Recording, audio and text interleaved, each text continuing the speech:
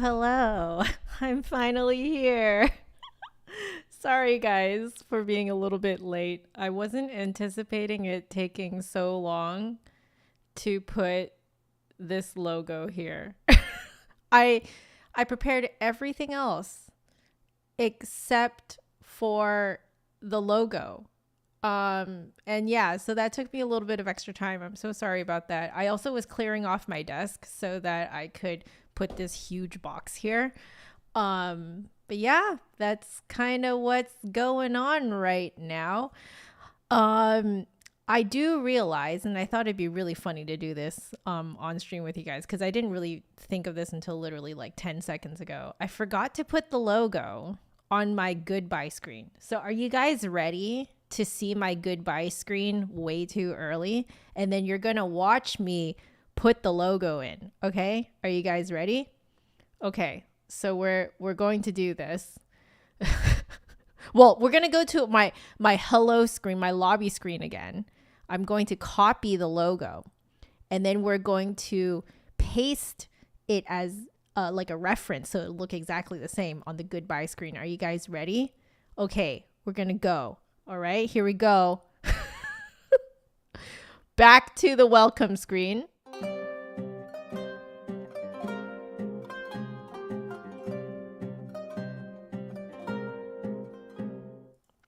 Okay, hello. Are you guys ready? We're now going to go to the goodbye screen. You guys ready? Okay, here we go.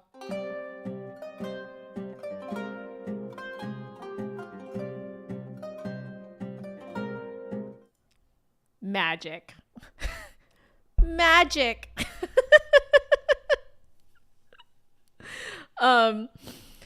Okay, so how is everyone doing?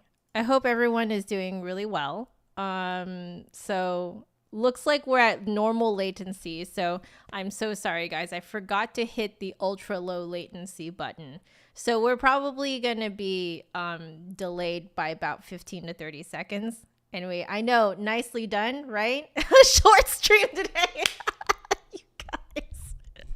And that concludes today's stream. Oh, you guys like the flutes, guys? Anyway, hello everyone. If you guys don't know who I am, if you're coming over from my like various social media posts and stuff like that, hello, I'm Joanna. I'm a professional flutist, probably better known as just another flutist here on YouTube. And today we are doing what I am probably most well known for, which is reviewing flutes. So yeah, we're reviewing flutes from none other than the Flute Center of New York. Thank you so much to the Flute Center for sponsoring today's stream. In fact, they sponsor all of my review streams. I think the only review that they have not, like the only like flute review that they have not sponsored was my very, very first one, which was me in my bathroom in my parents' house, comparing a Yamaha student model to a Jupiter student model and having no idea what I'm talking about. Yeah. So without the Flute Center, finding me and trusting me with their flutes, sending their flutes to me, I don't keep these flutes, by the way. Some people apparently think that I keep all these flutes. No. I send these flutes back, okay? There is no way that I would ever want to keep all these flutes in the first place. So I send them right back to them. It's like a whole insurance thing. I don't want to pay for insurance for all of these flutes. So, okay. But yeah, without the Flute Center trusting me with these flutes, I would not know probably at least, if not more than half of what I know about flutes and how flutes play. So really learning on the job here, and the Flute Center is just amazing with trusting me with that. And so thank you very much. The Joanna Vander. I mean, I hesitate to call myself that because I like Ollivander in Harry Potter. He not only knows every wand, but he can tell from looking at the wizard student what wand would fit them. Now, I have to say that I can't just like feel how someone plays the flute. But, you know, if we have some good discussion and we have some good back and forth verbal discussion, and if we have some good time that we can spend together, then yeah, I can figure out like generally how they play and, you know, if their flute fits them. But in terms of knowing exactly which flute fits who, I'm going to be completely honest with you guys. I don't always remember everything, every little thing that I say in my reviews. So sometimes I have to be reminded of how some flutes play. So anyway, for now, before I make my huge announcements, as you guys can see in the title, I have a very, very special announcement to make. I can now make this announcement. Before we do that, I do want to say hi to everyone because I do see that we have quite the little group going on here. So hello, Tara, or is it Tara? Hello, Susie. So Susie and I have a really funny thing. I tried to reply Susie in Stitches on Instagram. And you know, in the reels, underneath it, when you comment under it, you can either reply to someone or you can message them. And the buttons are right next to each other. And I just fat fingered it. I meant to click reply, and I fat fingered it and clicked message. And then I ended up sending Susie a private message, you know, replying with some like sassy little reply. To the reel that I put on Instagram. But anyway, we had a lovely conversation. It was really nice. Anyway, I was like, oh, well, anyway, hello. And then I found out that you are indeed Susie here on YouTube. So that was really funny. It's nice to see you here. Hello, Michael. Hello, Majimon Kichi. So if you guys are wondering why Majimon Kichi has a little wrench next to his name, it's because he is one of the chat moderators here. So in fact, I think right now, besides my bot, the only chat moderator, unless someone else has shown up, you know, later on that I haven't seen yet. So, but anyway, let's see who else is here. Asa McQueen, hello, how are you? Stacy, hello. Fivana Chickpea, hello. Hey, Jacob. Okay. Mandy, hello, how are you? Oh, by the way, if you guys see different names in different colors, that is not the generic gray, or the generic black.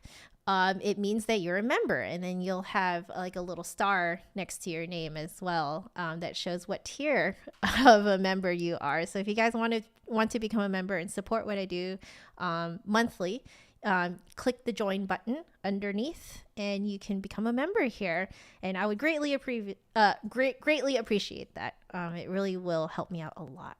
So let's see. Jane, how are you? Hello. Lauren, hi, how are you? Let's see. Saturday night, hello. Who else is here? Martin, hello. Welcome back. Hey, Isak, how are you? I hope I'm saying your name right, Isak. Okay. Did I miss Phil? Hi, Phil.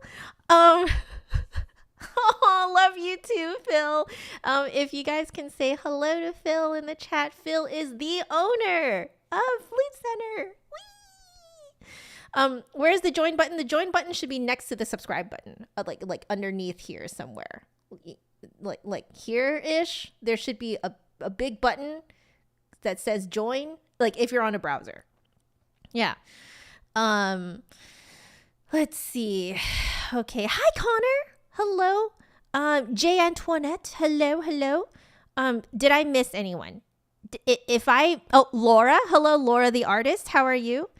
Okay. If I missed anyone, can you put a little like wave, like a hand waving emoji? Because my eyes only really see emojis. So put a little hand wave, okay? And then I will see you so I can say hi to you. But yeah, it's Phil.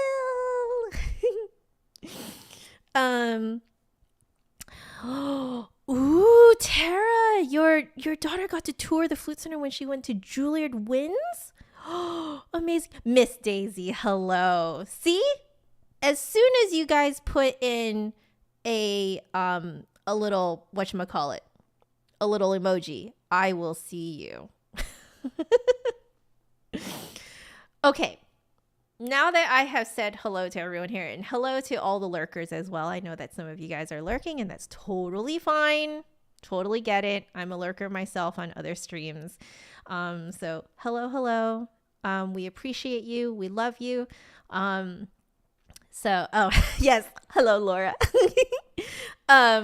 Okay. So let's see. My eyes only see emojis, the future of our population. Lewis, hello, how are you? Okay, so, or is it Louis? Are you the one who goes by Louis? I can't remember. One of you goes by Lewis and one of you goes by Louis. But anyway, now that y'all are here, I want to make this really, really special announcement. And it does actually have to do with the Flute Center. So I have been invited to teach as a professor for a music festival, at a music festival. So it is only 2 weeks, but it will be held in Italy by the Interharmony International Music Festival. And that is happening in Italy this year, July 4th to 16th. So if you want me to teach you in person for 2 weeks, this is like hardcore, like music school, but you can, really like anyone can join. Okay. So yeah. So, let me get the link for you guys, I'm not on the site yet. Like that's how early this announcement is coming. So I will be in the first, because there are 2 back-to-back festivals. So Italy 1 and Italy 2. I'm going to be in Italy 1. So let me just copy this into the chat for you guys. You guys are probably going to see me do this like way earlier than okay. So I have pinned the link to it. So if you guys would like to do this, it's like paying for like a course. It's like a course and a vacation in one. So some fun things that I'm thinking that I would be able to do if I can teach you in person is I can do what I do in these streams on your flute for you. So I can try your flute and see how your flute plays. And then I can tell you what I noticed. And we can have a whole 2 weeks where we just go nuts. So yes, it's in Italy. Hi, Mason. Thank you. Hey, Stacy. Hello. Thank you. Oh, you guys are all so sweet. Thank you. Yeah. So I would love it if you guys could make it out and if you guys could apply. And I would love to see you guys there. I would love to teach you. It's pretty much the perfect summer gig that I could possibly ask for. It's literally vacation and music school, like the best parts of music school, like lessons, practicing chamber music, like just being a nerd, combined together. It's vacation and the best parts of music school together in one. Like we can hang out and stuff too. Yeah. Have I been to Italy? No. This is going to be my first time going to Italy. In fact, this will be my first time going to anywhere in Europe. I know, shocking. But I will tell you guys, for most of my life, I have not had the budget to do this type of thing. So to be invited out to do this is absolutely insane to me. And what does this all have to do with Flute Center? Well, Flute Center is sponsoring my flight there and back. Isn't that amazing? So everyone, please also thank the Flute Center for making this possible. And also thank Interharmony for inviting me. So yeah, I think I'm going to love it. Like, it's not just going to be music school for 2 weeks. There's going to be I think there's 2 excursions, and, I haven't really thought it completely through yet, but I think I would love to put on a masterclass kind of more or less about what we do here. So if you guys have any ideas for what type of masterclass or seminar type of thing you would love to hear from me, I actually would love to know what you guys think, because I could think about what I want to talk about, but it's kind of nice to know what you guys would like to hear from me. What kind of behind the scenes thing that you want to know of how I do things, Yeah. So yeah. Isn't this amazing? I get to be a professor for 2 weeks. I get to be an actual, it's I'm part of the artist faculty. Guys, this is crazy to me. And I will straight up tell you, the imposter syndrome is very real right now. The imposter syndrome is so insanely real. But at the same time, I'm really excited, and I have all of these ideas of things that I could teach you guys. But I really would love for some of you guys, if some of you guys in the chat can make it out, that would be freaking amazing. Because I know that I have a bunch of you guys in the chat who are regulars to my practice streams and also to these Flute Center streams. And if I could just hang out with you guys for 2 weeks and teach you flute, oh my God, it would be amazing. Yeah.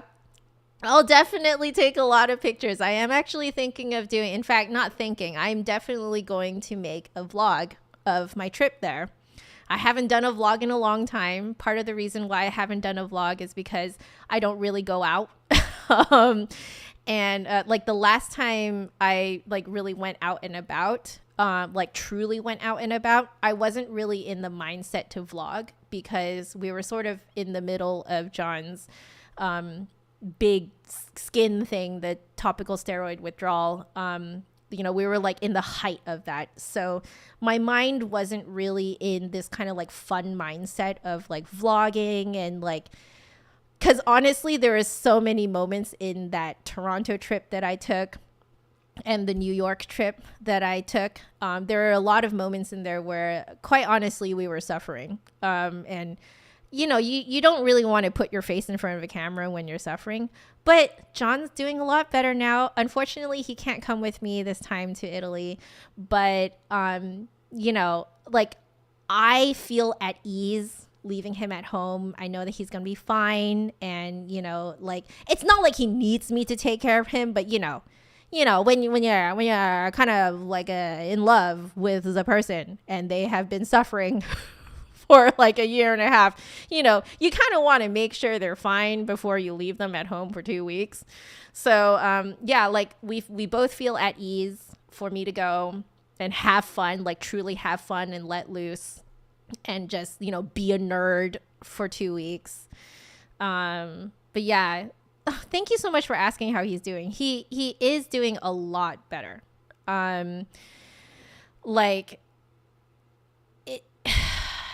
It's still going on.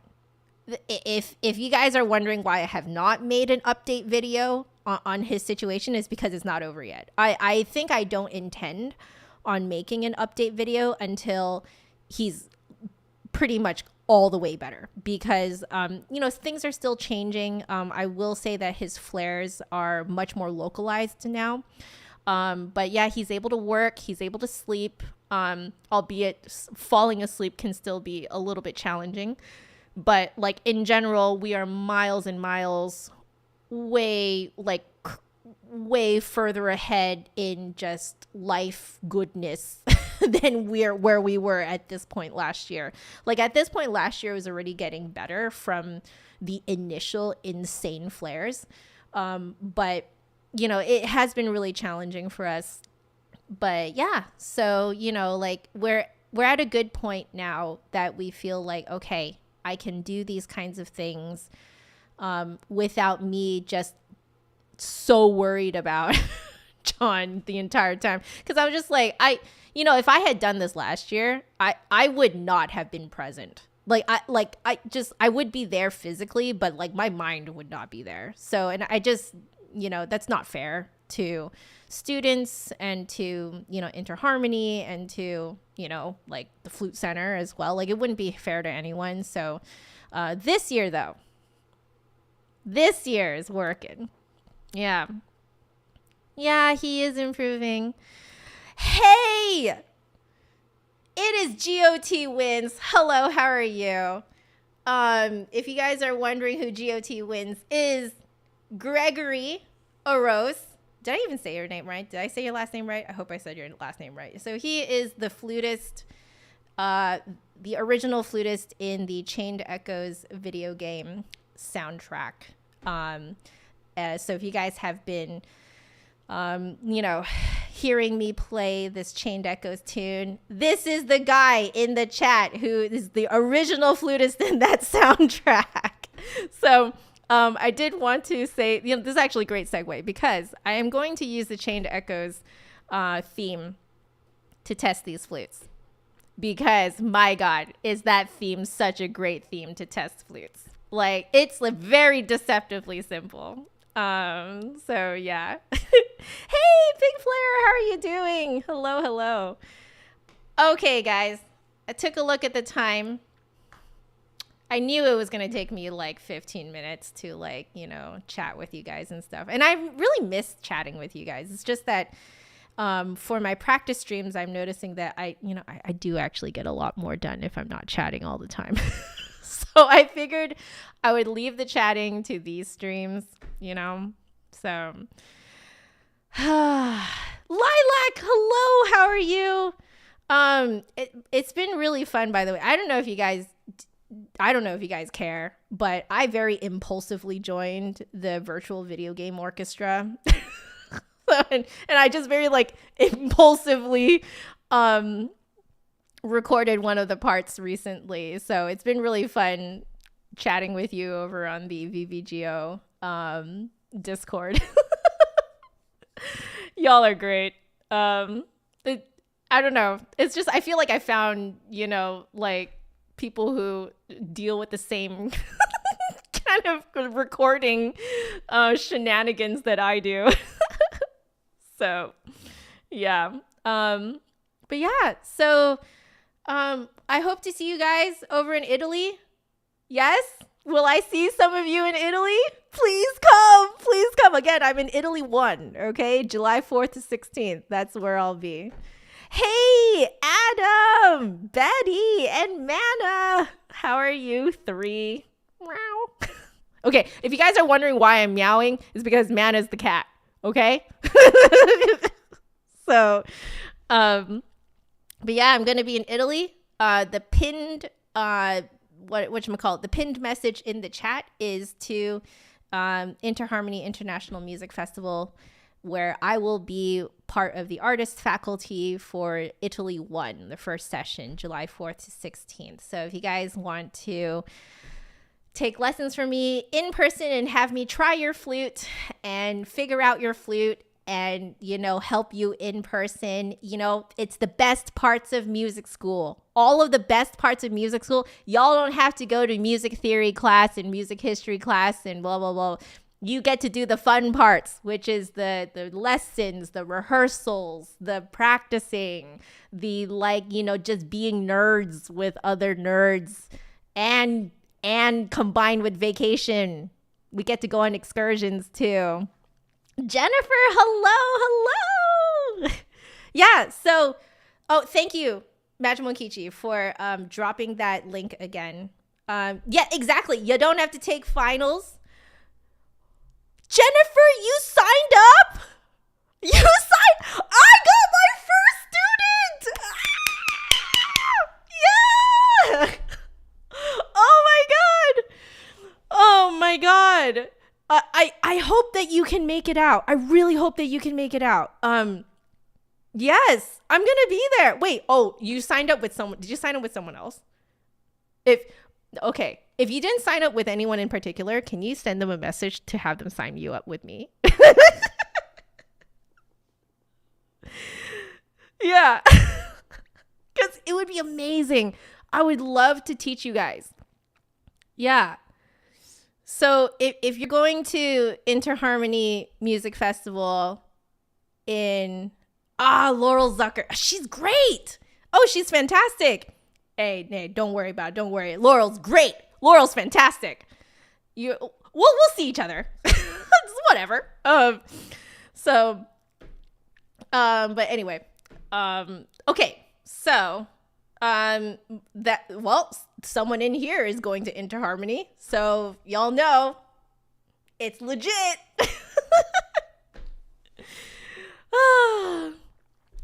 Yo. No. Take lessons with whoever you want to take lessons to. It doesn't matter. Okay. I don't want to take other people's students. No. I don't want to take other people's students. So now it is time. It is time to open up this box. I cleared off my desk so this box would fit. Okay. All right. We're going to head over to my next screen, which is my it's the try the things screen. You guys will probably recognize this from my practice streams. So I don't know what we're reviewing. I mean, I know the brand, but I don't know what in that brand we're reviewing. So all of this is blank right now. Okay. So, up in the top will be what we're reviewing. And then, underneath, I will be taking a few notes. Just, if I'm being completely honest, guys, it's just for me. Okay. It's just for me to kind of get an idea of when I'm comparing things, to get an idea of what is what. So yeah. Oh, Jennifer, I'm so sorry that my Nightbot decided to time you out. Oh my goodness. Oh, Nightbot. Okay. I'm so sorry about that.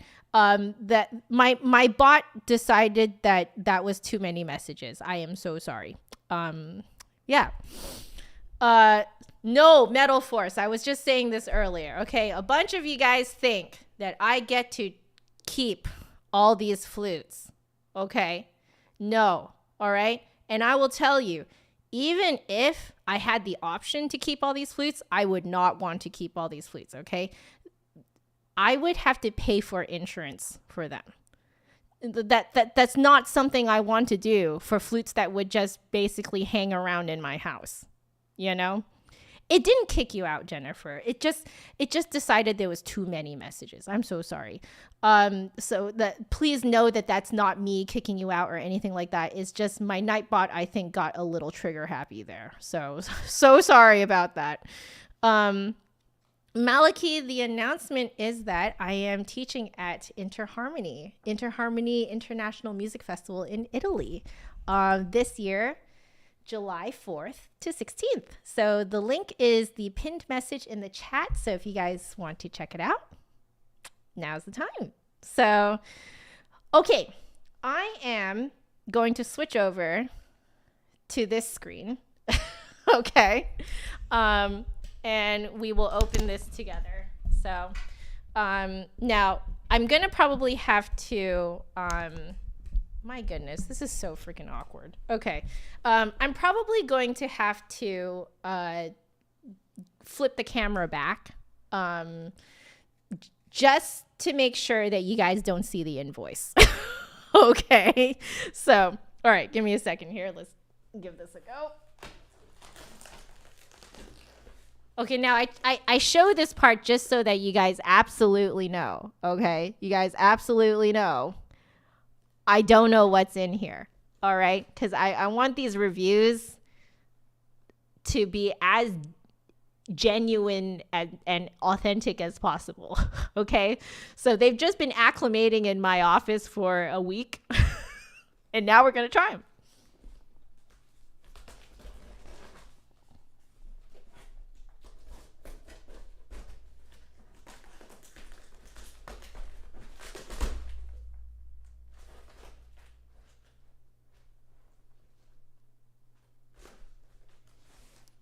All right.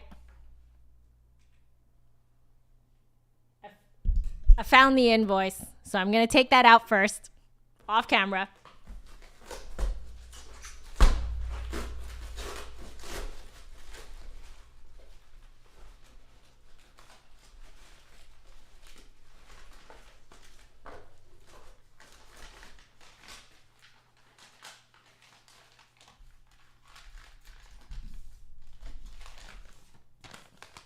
All right. Okay. Got the invoice. It's sitting right here. Okay, let me just make this as flat as possible. Okay, there we go. All right, back to the other screen, guys. All right, let's do this. Let's see what's in here.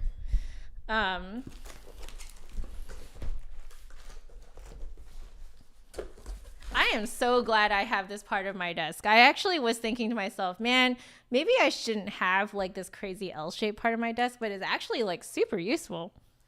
Okay. This used to be there.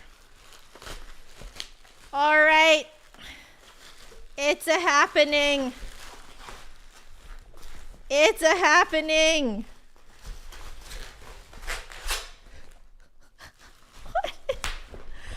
Wait, this is so cool. Wait, what the heck? Wait, it's packaged like this? That's so cool. What the heck? What the heck? All right. We're putting that on the other desk, or the other side of the desk. So here we've got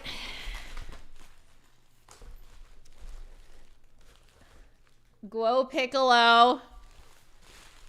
And if you guys didn't already think that the other one was a Guo Flute, it is a Guo Flute. All right, this one is a special one. I'll have you guys guess what it is and why it's in here. We're going to put this one off to the side first, okay? Because we're going to try this one at the very end. All right. Put this over here. And then the reason why this, do you see how perfectly this fits in? That's actually kind of wild how perfectly that fits in. This is the one that I think we're all very excited for. Okay. All right. We're going to put this down here. Man, good thing I have a lot of room in here. All right. Hey, not bad. Yo, actually not bad. This actually does fit here, which I'm kind of surprised by it. That's right, guys. If anyone was guessing that it was a bass flute, ding, ding, ding, ding, you are correct. You are absolutely correct. Woo! Okay, my goodness. There's a lot going on here. There's a lot going on. Okay. I think what we're going to do here, because, okay, you guys can still hear me like this, right? You guys can still hear me just fine? Okay, I think I might do it this way. Or maybe I'll have the microphone pointed down towards me.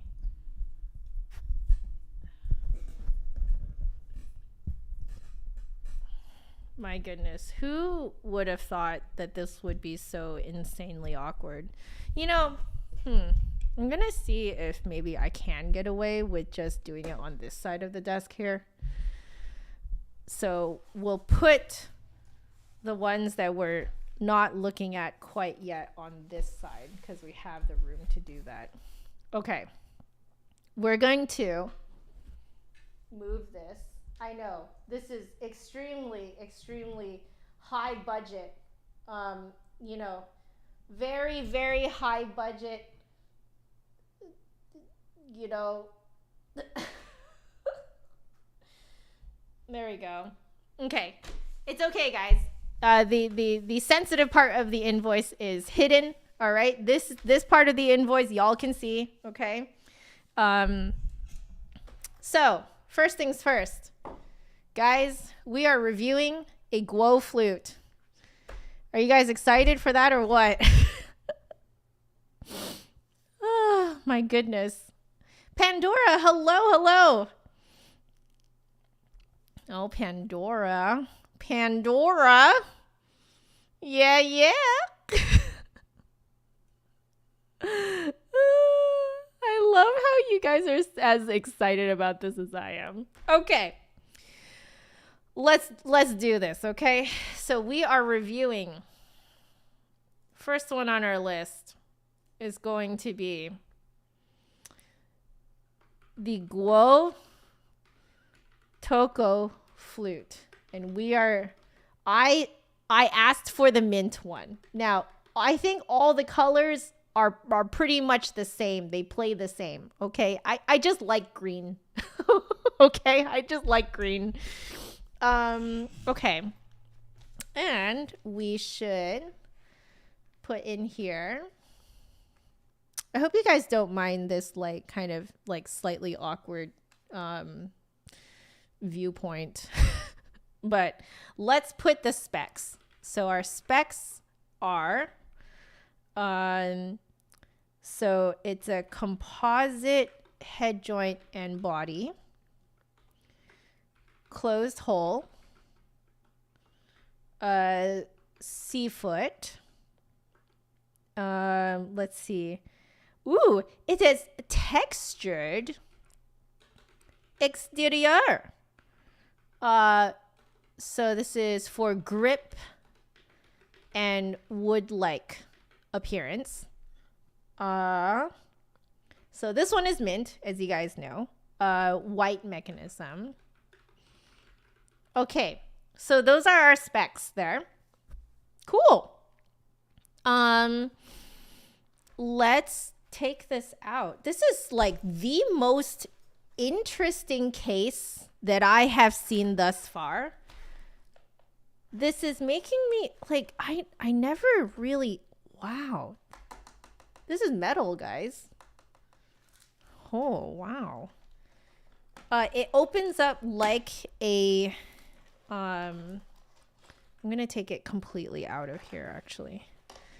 So, oh, it comes with its own warranty. Cool. So this is the Guo warranty, I believe. So, I did need to make a mention of this, that, let me check. Yeah. So the Guo flutes don't come with the flute center repair warranty. So the 18-month warranty does not apply to the Guo flutes, which I think I need to put that in the description here. So I'll put new does not include Guo flutes. Yeah. Okay. So, but rest assured, they come with their own warranty. Okay. Now back to what is at hand here. I have too many things. No wonder streamers have like 5 different screens, because I'm just like, where did I shuffle the like the whatchamacallit? Where did I shuffle all of my tabs? Okay. So this thing opens like a really long French style case. Wow, this is probably the absolute longest cleaning rod I've ever seen. That is so cool. I want this. I want this. That is so cool. Like, couldn't you just like use this then instead of like a flute flag? What the heck? GOT, you have 4 screens. You can't go back. I have 3. And I feel like it's not enough. Oh my gosh. So, what's this?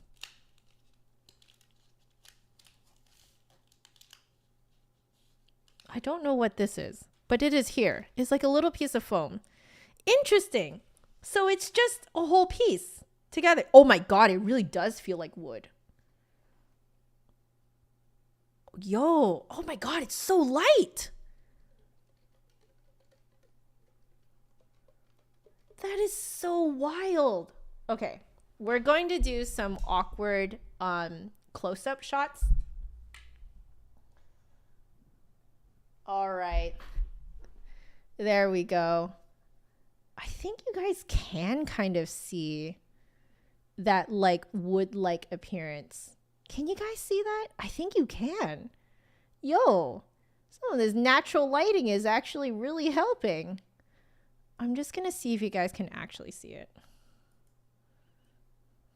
Yeah, I think you can. Yep. See that like wood-like appearance? So it's not. It's actually composite. So that means that it's like resin. Is that right? Flute Center, if you guys are watching, feel free to join into the chat. But it absolutely has that like wood-like quality to it. Oh, that's so cool. It's very light, guys. It's very, very light. This is interesting. Do you guys see how there's like no head joint cork?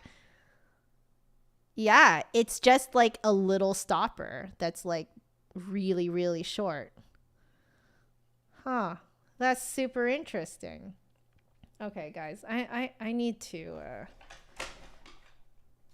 let me get my little poker. My little I need this thing to focus this.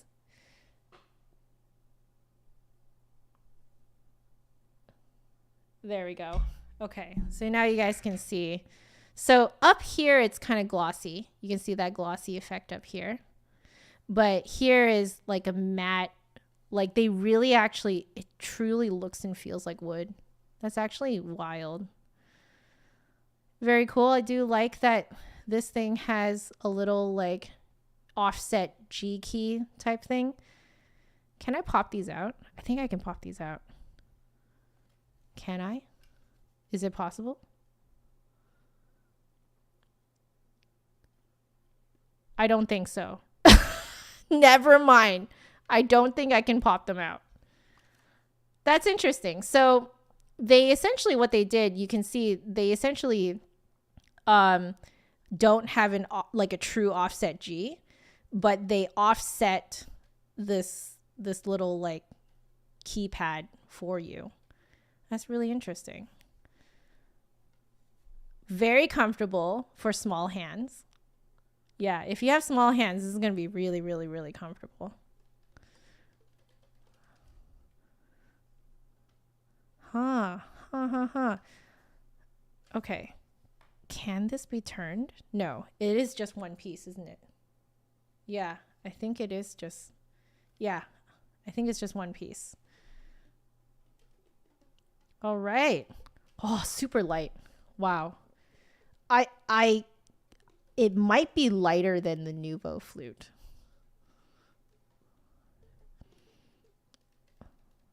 Has, okay, B flat lever. All right. It's time, guys. Let's raise the table and give this a go. Man, that is so nice. All right. Hello. Okay. Let me make sure my heater and my fan are off.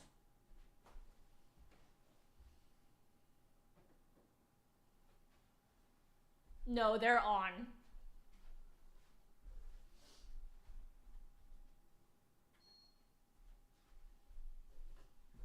Okay. Excuse me.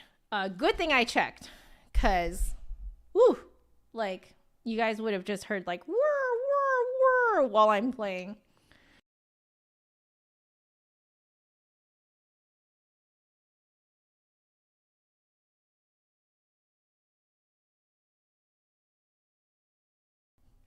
Give me a second, guys. I forgot to turn on that microphone.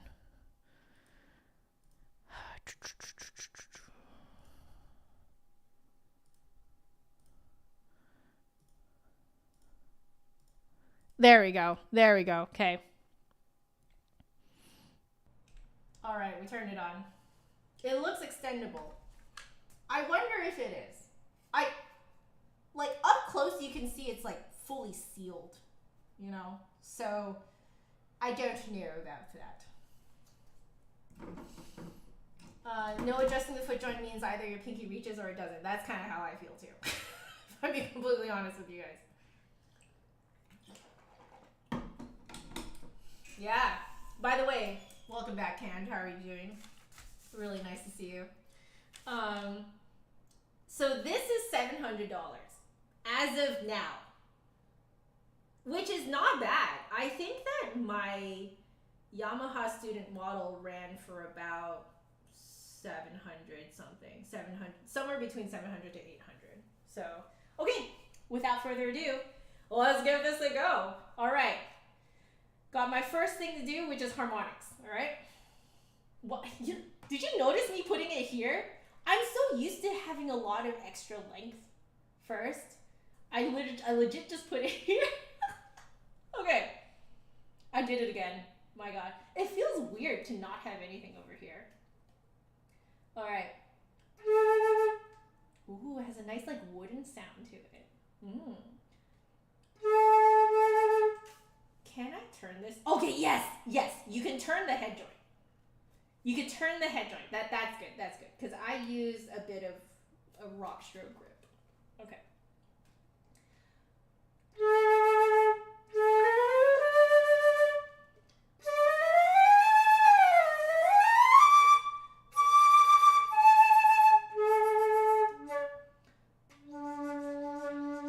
Okay, yeah, we're definitely gonna have to do some harmonics.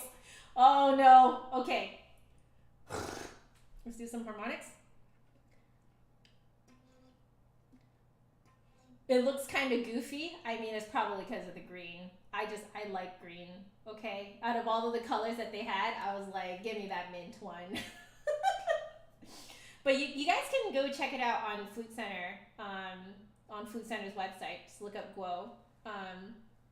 You can just look that up, and you'll see the other colors.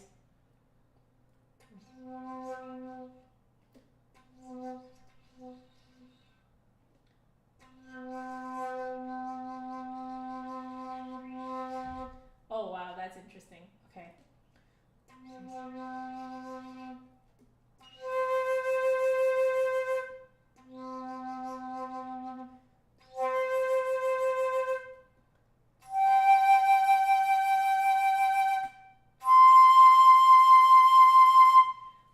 This would be good for playing outside. This plays even better, like way better. Not even, way better than a Nuvo. Way better. But this would be good outside.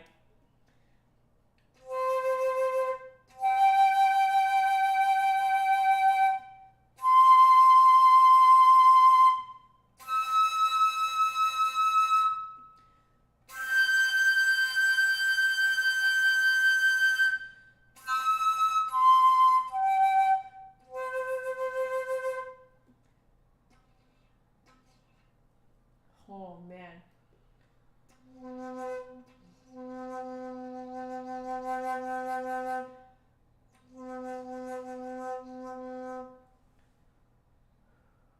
Where is it?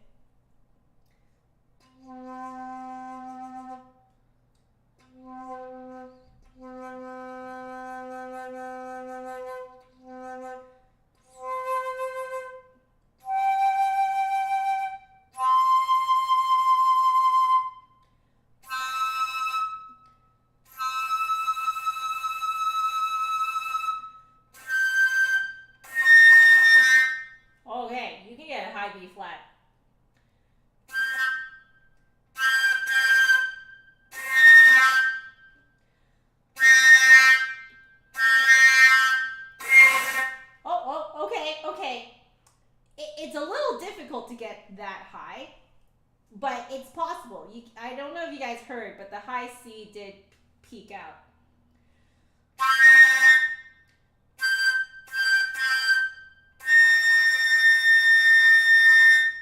Okay. Okay.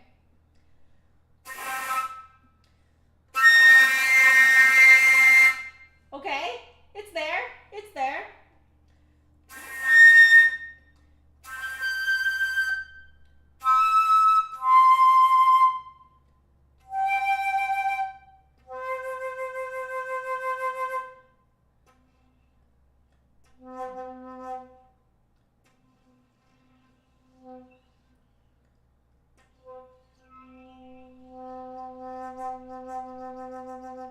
Okay. Give me a sec, guys. I need to figure out where that low C is.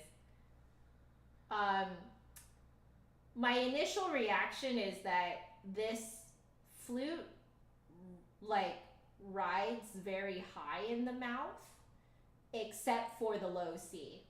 So I just can't quite place where the low C is.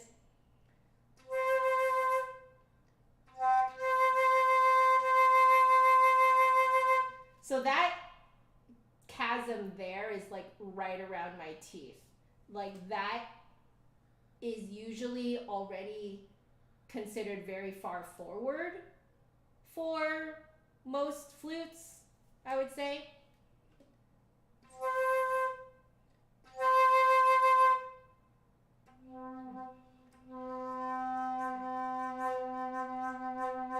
Okay, not dropping the tongue is actually helping.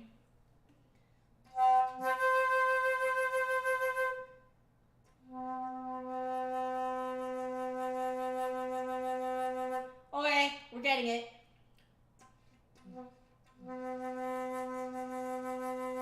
Yep, Jane is very, very close to it. It's like an almost bullfrog, not quite. So the like chasm in the mouth needs to be open around the teeth for the middle register C, but so that means that the low C has to be even more forward, and I feel it vibrating in front of my lower front teeth.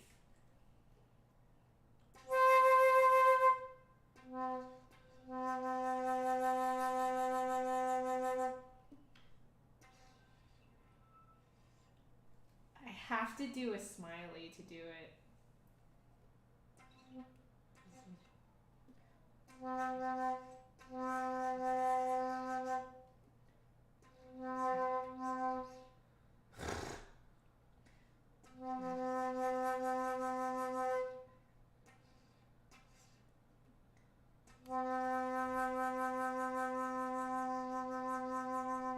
I still can't get it quite as loud as I want to, which means that I don't quite have it yet. So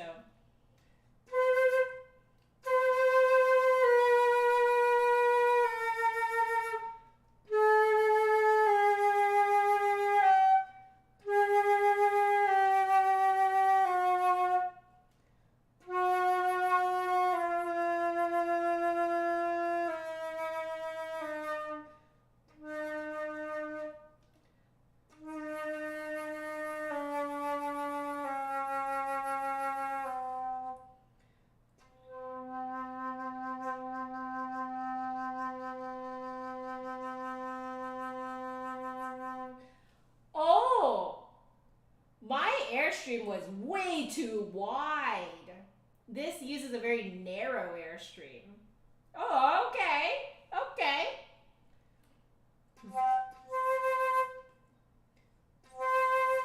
Is as wide of a barrel. This looks... What do you guys think? I mean, it didn't strike me as particularly huge, but now I'm curious. I will... Let me grab my flute.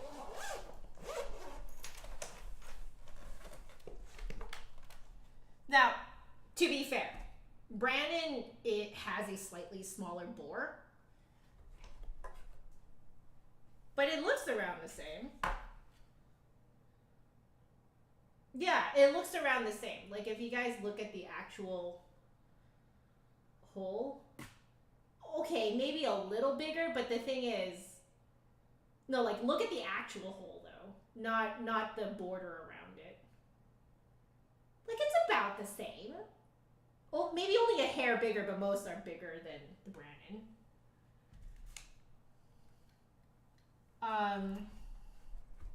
Oh, but you're talking about the outside, huh? Yeah. The outside feels thicker. 100% the outside feels thicker. Yeah. You're right. So like the wall of it is really thick. Yeah. I will say that, yes. But the inside bore is the same. Okay, I understand what you guys are saying now. Yeah.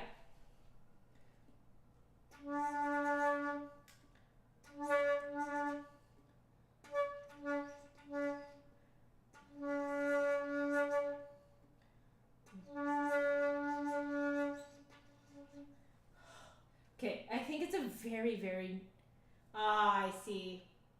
It's a very oval cut. Like very, it's quite oval. Like if we were to compare it. Do you guys see? Mine is so much more square. Square and just bigger. Okay, no wonder. Got it. Okay. Very narrow airstream.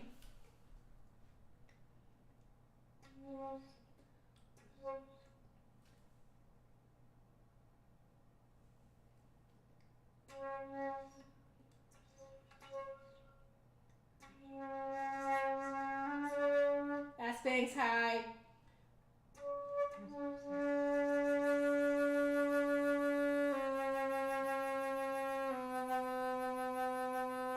Okay, there's my super narrow airstream. Okay, narrow airstream. Low notes sit in front of the low teeth, and then as you go higher and higher, it's a very steep movement of that openness in the mouth. So the openness in the mouth needs to move from in front of the front teeth to around like kind of the middle of the front teeth, like just like right around here. It actually causes my teeth to vibrate around the middle register C, so the C on the staff.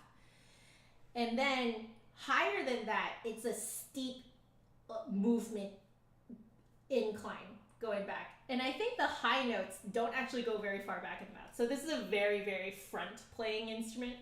Let's see.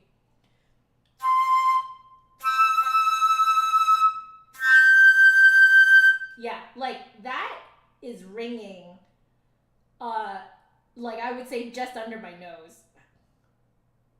Like that open space is just under my nose. And that's already a high G, I think.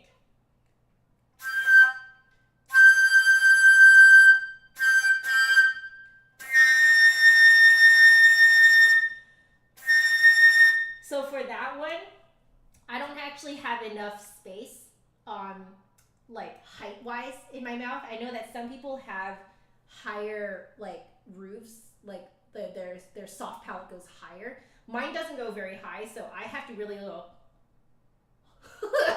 to play high notes, because I feel like I have to lift my soft palate for the high B flat, like maybe just like a centimeter behind where my nose is, like underneath my nose, a centimeter behind, like a centimeter back, and I have to like lift it. No wonder I couldn't really get those high ones to come out, because my mouth, I think, is like too small for it.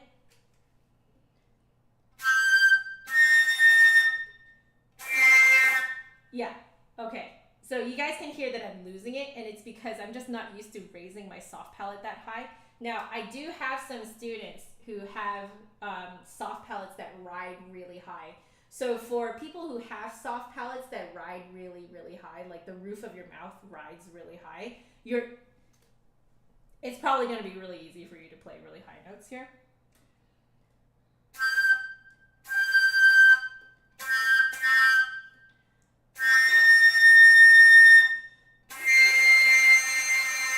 Okay, we got it.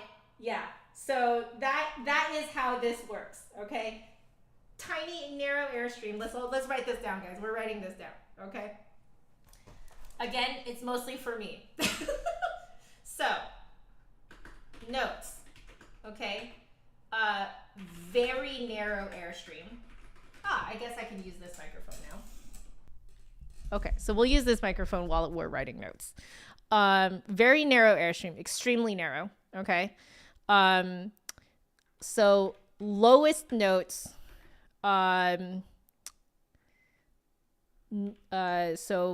how do I say it? Resonate. Okay. Resonate in front of lower front teeth. And then highest notes resonate very high, like very high in the mouth, just behind nose. Now, behind my nose, okay? Joe's nose, okay? Now, where it resonates in your mouth might be slightly different, okay? Please keep in mind, I have a very flat face. Let me show you my profile. I have a very, very flat face and like just a very flat head. So, you know, there might be a little bit of a difference, okay? In the mouth. There we go. Okay. Next, I think that was it, right? Yeah. But yeah, it's a very, very, very, very, very narrow airstream. So I'm just going to say it's like small oval lip hole. Okay. It's a very, very small oval lip hole, but it's cut very well. Like it's really, really good. Yeah. This is a very good step up from the Nuvo. I do have to agree. Yes, it does sound a lot better than a Nuvo. So Learn Music, hello, welcome. How are you? Is it a PVC flute? It is what's called a composite. So composite resin. Wow, I put composite. Sorry, guys. Composite. Okay. I think essentially it's resin. Yeah, like composite. Hello, Nicholas. How are you? We are trying composite flutes today.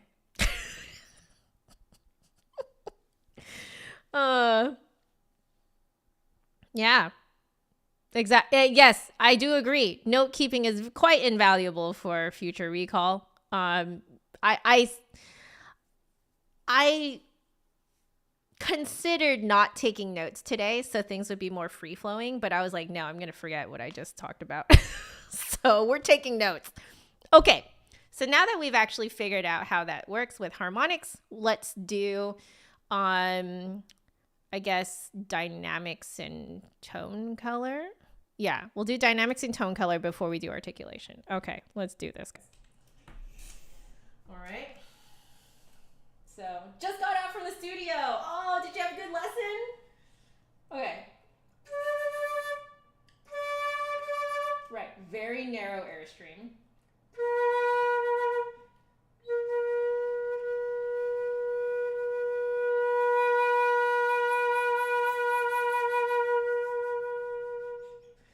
Okay, so something I noticed, like, right from the get-go, this flute doesn't get that loud. I think it's partially because the bigger you make your airstream, the more you're going to overshoot the sides of the lip hole. But it's a very pleasant sound. I'm sure you guys have noticed. It's a very pleasant woody sound, actually. So if you want like a cheap woody sound, this is a very, very good option.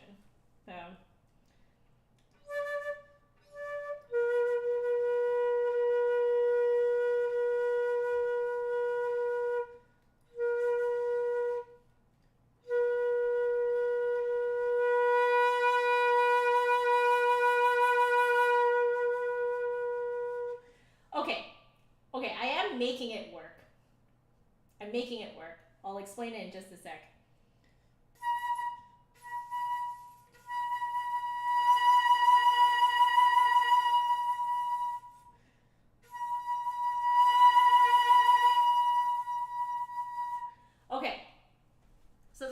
I'm doing it. Due to the fact that it is kind of like wooden in nature, I am noticing that, and also it doesn't get very loud. I truly am using tone color to replicate dynamics. Okay, so this is kind of tone color and dynamics mixed into one right now. Okay, so when I'm playing really soft, I'm playing with a very like thin, narrow airstream. So it doesn't matter where in the mouth it's resonating. Wherever it's resonating, this is where I'm doing it. Okay, I'm making the airstream super, super, super narrow, and then as I get louder, I turn it into a triangle. Okay, and then as I get softer, I turn it back into a narrow airstream, tall, narrow airstream, and then triangle to get louder and richer, like that. Okay, that's what I'm doing. So if you make the top part also wide, I just lose the air completely. Like if I tried that.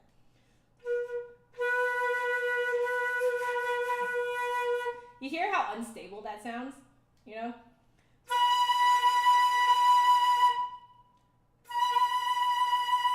That's the triangle sound. Do you guys notice how much more ringing and like nice it sounds? Like it doesn't sound overblown. Okay? So if you don't want it to, if you want it to sound overblown, go ahead and do it the other way. But like if you don't want it to sound overblown, your airstream has to be shaped like this, for like loud and rich. Okay, so I'll put here. So to go from soft to loud, soft or what's the word? So we're going soft and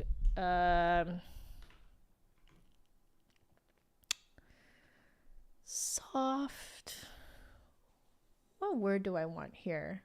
Like light? Or like what am I saying, guys? I'm having an insane brain fart. It's opposite of rich. Thin? Soft, thin? Okay? To actually what?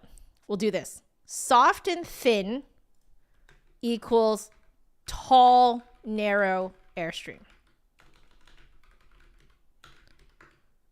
Loud and rich equals triangle. Triangle shaped airstream. Like essentially some part of it needs to stay narrow, like hence the triangle. Otherwise you don't get that nice ringing sound from here. Hollow. Hollow is a good word. I like that. No. Go ahead and practice while I'm doing this. I actually kind of love it when you guys are practicing. Oh, the note that I played just fit right into your backing track. Hey! I love it. Okay. Yeah. We'll go hollow. I like hollow. That's a better one. Okay. So that's tone color dynamics. I'm noticing it works the same for like pretty much any note. All right. Next. Articulation. Oh, this is going to be very interesting for the low one. Oh dear. Okay. Well, here goes.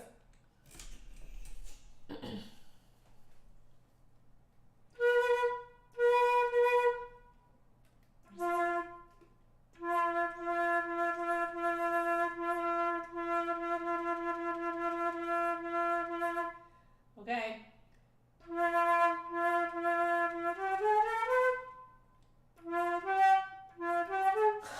I just saw Jane wrote, "It's really quiet, good for parents for their children learning." It really is not as shrill. So like, I didn't think of that. That's a good point.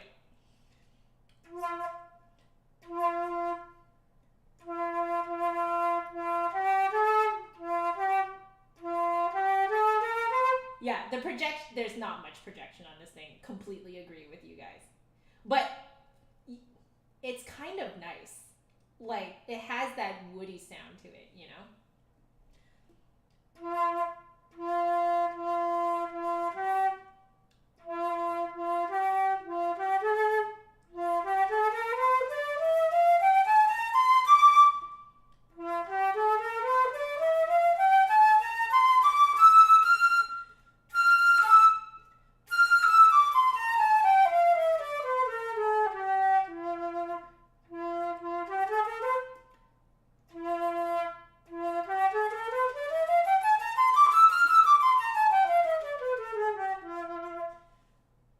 Okay.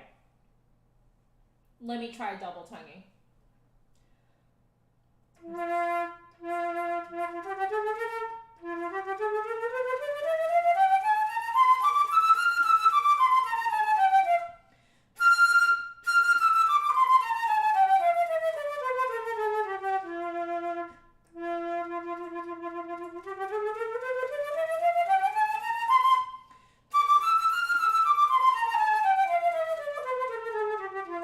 This is very pleasant to listen to in person. It's very, very pleasant. Like, you know, you guys do actually raise a very, very interesting point that I did not think of. I really did not think of that. It really is not shrill at all. So yeah, it does sound very, very pleasant. Okay, okay. All right. I have some interesting news to tell you guys. So you know how I said that the lowest notes resonate in front of the lower teeth? So this has caused it such that lowest notes are tongued or articulated, so tongued, against the lower teeth. I know, it seems very non-flutey. But I will straight up tell you guys, this is not the first time. I think it's not the first time I've felt it. And it is also not the first time that I have heard of some people having to play low notes like this. So, against lower front teeth. You heard right. Okay? So, now the highest notes articulated against, like, I would say, and so, you know, the middle register is basically in between these two spots, against roof of mouth, not very far back. Like, again, just behind Joe's nose. Okay. So, like, I would say it feels like maximum like 1 to 2 centimeters behind, like, depending on how high you're going, behind teeth. Yeah.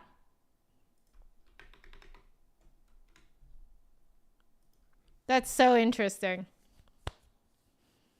Is this something to do with French tonguing? I don't know. I honestly don't know. Yeah, like low notes, right? Because I think it depends on where your flute's low notes resonate. If they resonate a bit higher in the mouth, then you won't end up tonguing against your lower teeth. But if you resonate it, if it has to resonate lower, I find that you kind of have to tongue it lower as well. Okay, cool. We're moving on. We're going to mess with the just the mechanism a bit more.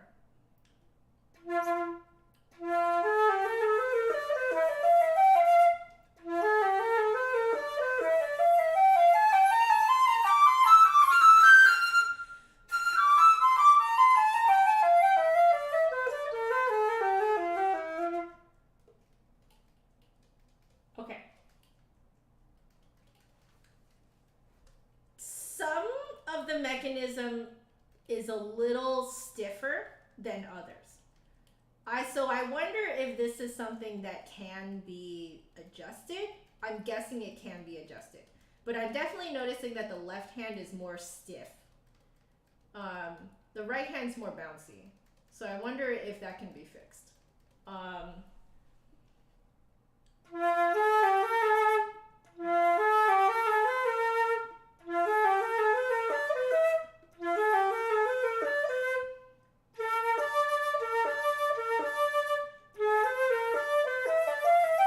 So it makes timing, like when you go over the break, a little bit weird because you have to kind of press the left hand a little harder than you do the right hand.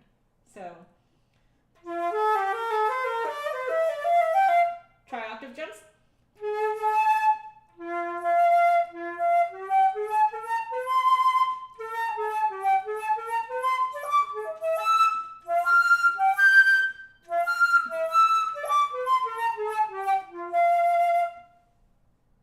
Very smooth. I think it's because everything is right up in the front, so you don't have to move very far.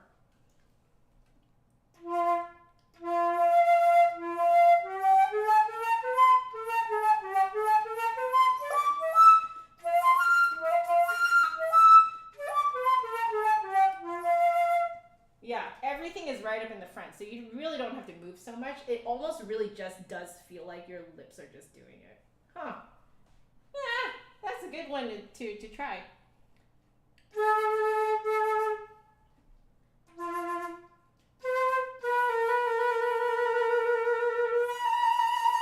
That's the B flat lever.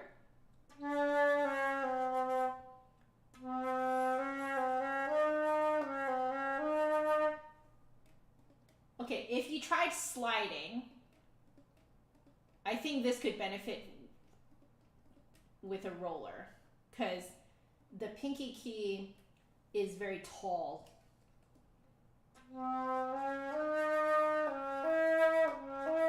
Not impossible though.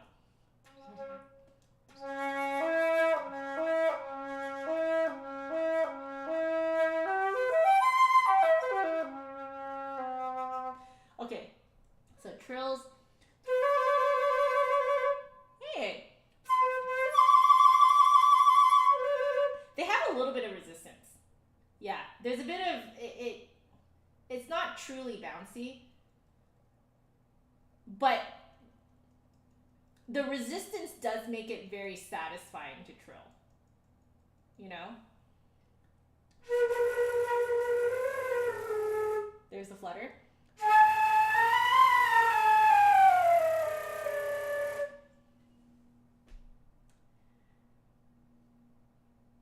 You know, I can't roll my R. And rolling your R would place the flutter much further forward in the mouth. I do it in the middle of the tongue. So since it's the middle of the tongue, my flutter is not getting in the way of everything we just talked about here. You know, all of these notes that we just took here. It's not getting in the way at all of that. So, So it's making me think that's probably why the flutter sounds good. So I would be curious if someone who can roll their R's, if they try to Guo and tried fluttering, I wonder what it would sound like. I just genetically cannot do it. Yeah, it's a little sticky. Yeah. The trills are a little sticky. So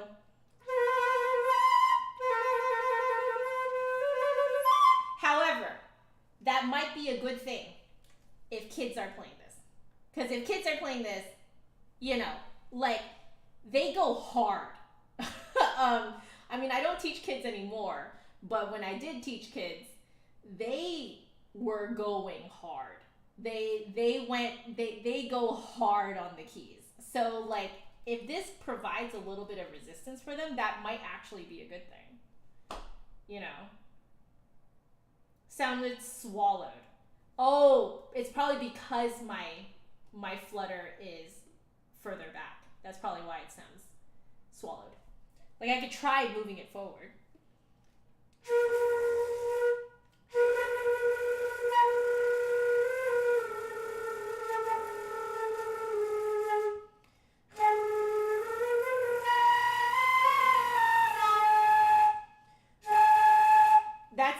forward as I can do.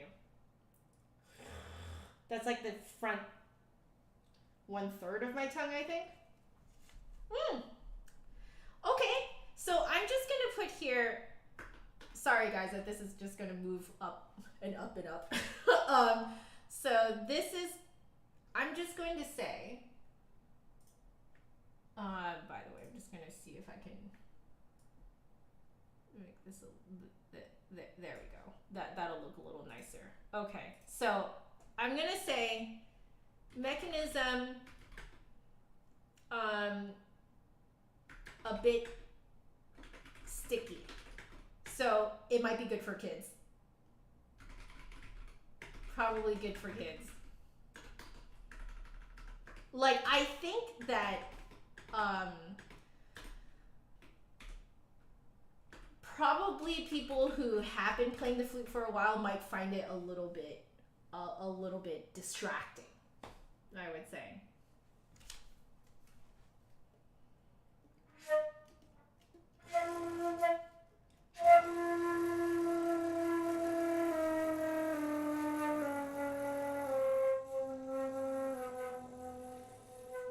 Oh, it's so hard for me to do that on this one. Because those low notes need to resonate up like here. And I'm just, oh. And to maintain a flutter while resonating it here is really hard.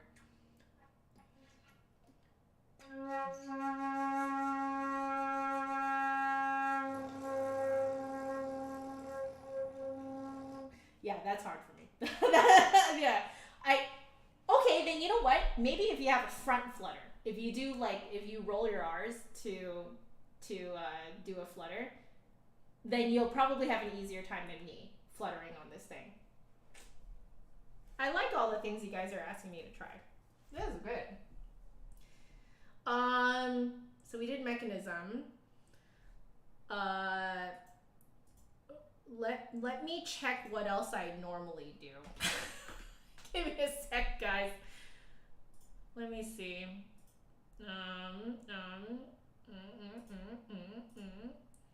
Okay, what do I normally do? What do I normally do, guys?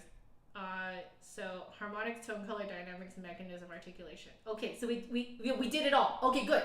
Now I get to try out a little bit of chained echoes. By the way, let me put the OST, the link to the OST original soundtrack in the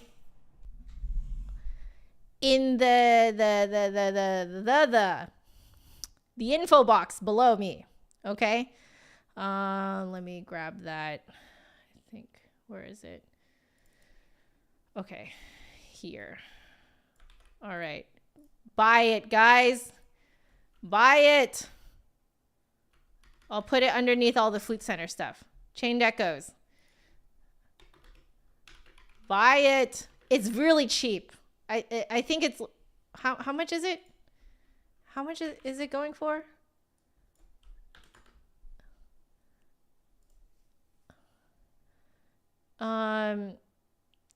It's $10, guys. Buy it, okay? There we go. Okay, buy it. It's so good. It's so insanely good. So I'm going to be playing around with the opening theme. All right.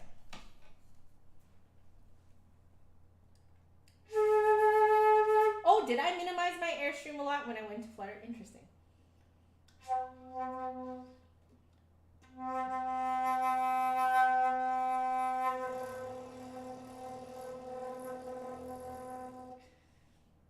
I need to put more air into it. Anyway, let's do some chained echoes.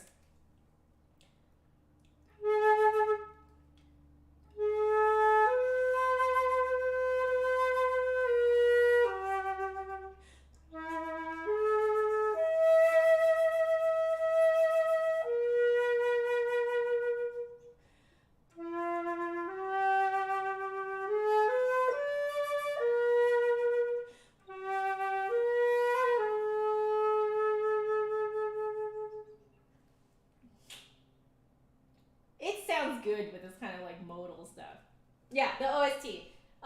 If you refresh the page, okay, it should show up in the info box underneath all the Flute Center info stuff. No, it's not the sheet music. It's the original soundtrack, not the sheet music.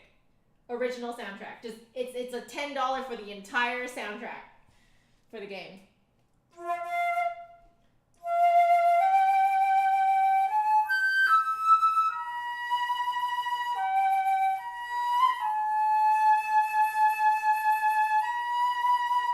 Okay, it flips right up to that high G, no problem, because it's so close to the front of the mouth.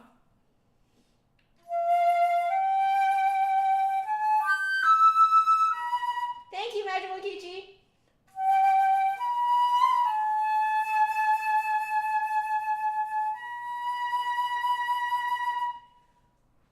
Just flips up there. Okay, I'm going to do another song from Chained Echoes that kind of like sits up there. So.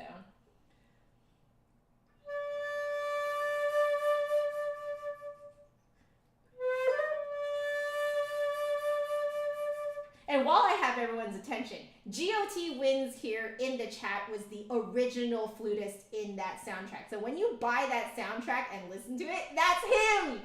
It's GOT Wins here in the chat! Okay.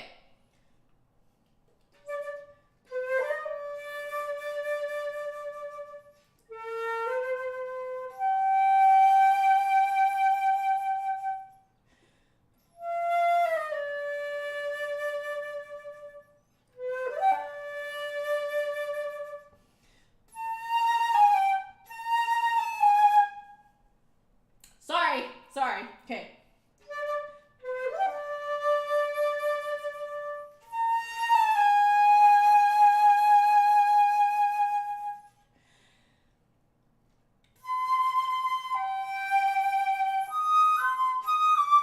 It feels so different from my flute that like I'm throwing myself off.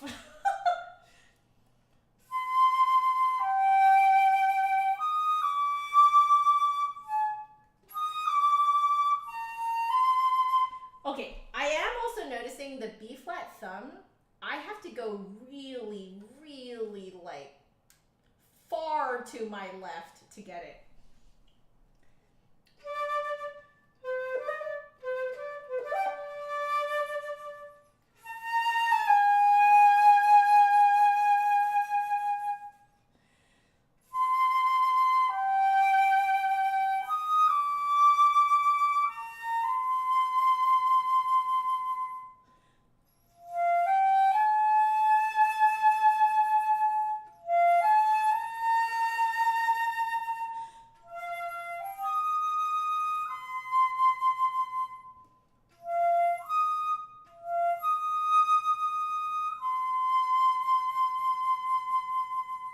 Yeah, there's more flutes. It's okay. We'll get to it.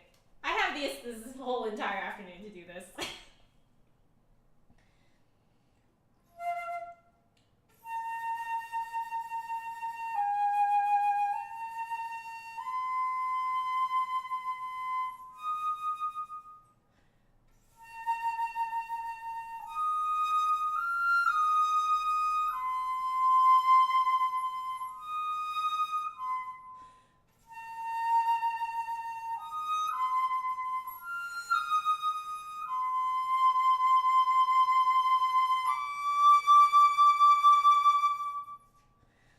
Oh man.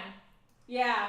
Okay. If you're wanting to play like high stuff, like it's very easy on this. It just kind of rides high in the mouth and you just kind of sail, you know? Like, admittedly, I should probably play with even more support. And I don't even have to get that nice of a sound. So, we go back a little bit. Let's see.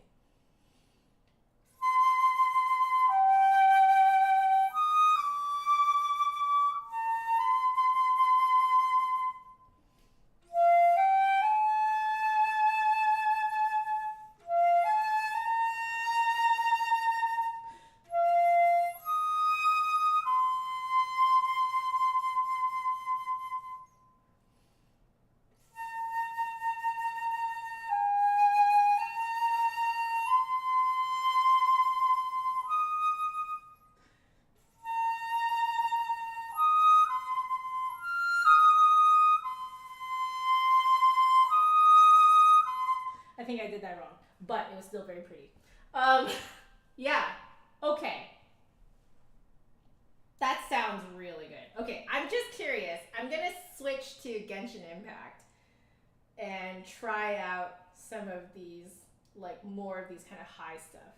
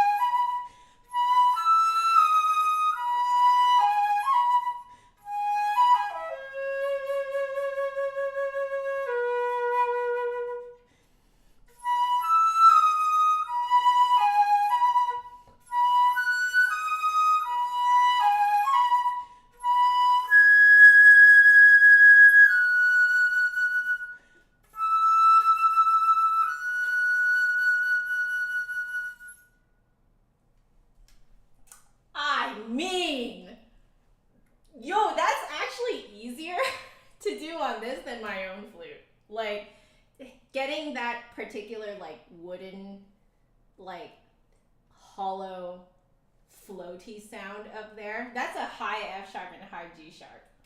So...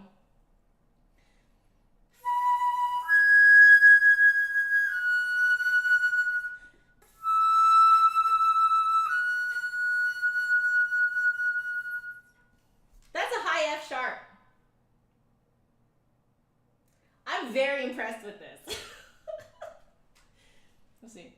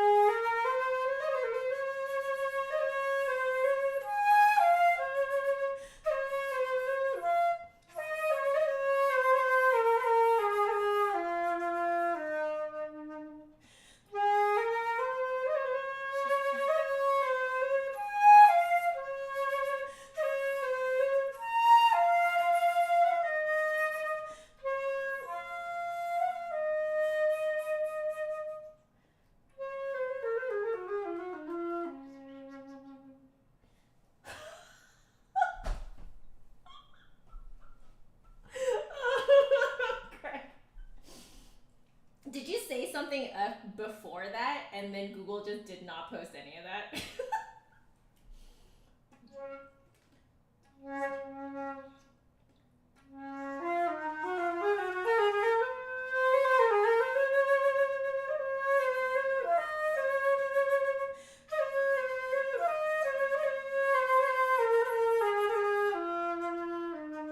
Okay, this is another one I want to try.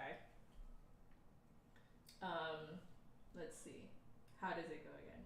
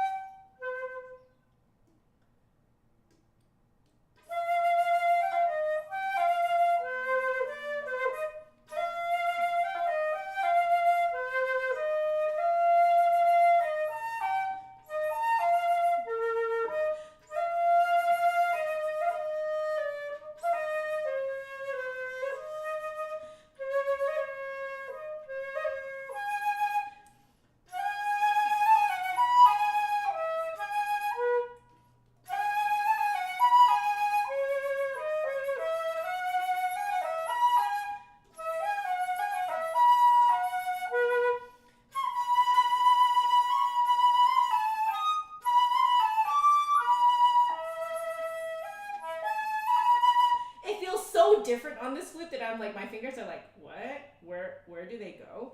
Okay.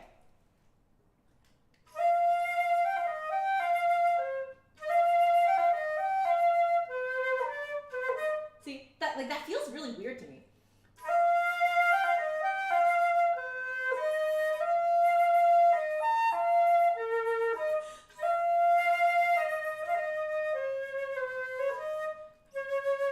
Okay. C sharp, pretty flat.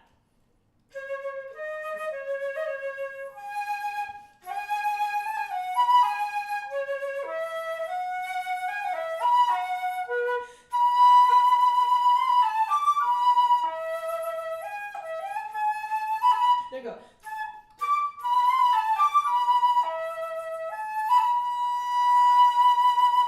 Okay, I did learn from this. The C sharp is pretty flat. So I do need to do quite a bit of adjustment to fix that one.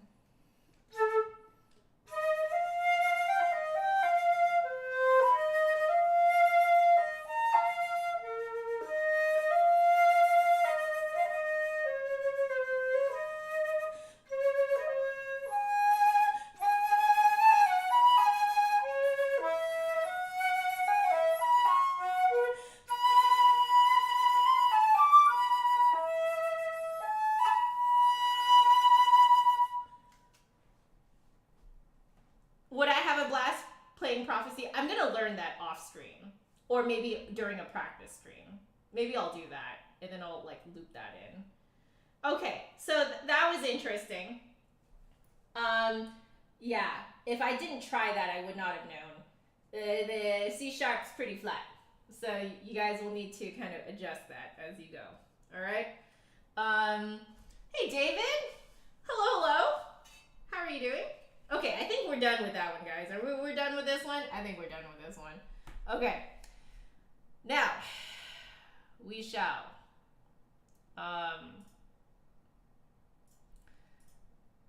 new window.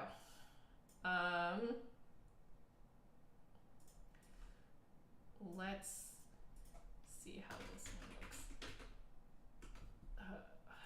Let's see, format, font. How big is this? 28. Okay, so this one needs to be 28.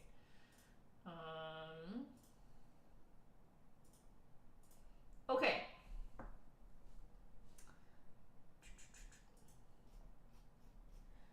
We shall let me now change instruments. We're gonna go with the bass flute. I was gonna do piccolo, but I think I need my embouchure like really loose. So we now know how the C flute feels. So I'm going to essentially assume that the bass flute is basically a very much larger version of this one. And we'll see if that assumption is correct. So let me see. Notes, I need to do this one. Okay, sweet. So let me make this the same size as the other one. Okay, yeah, that looks good. So we'll do that. And now we are going to look at, I'm just going to put this off to the side, guys. I will clean it up. Okay? But we have to put it off to the side because I don't have room here. So off to the side it goes.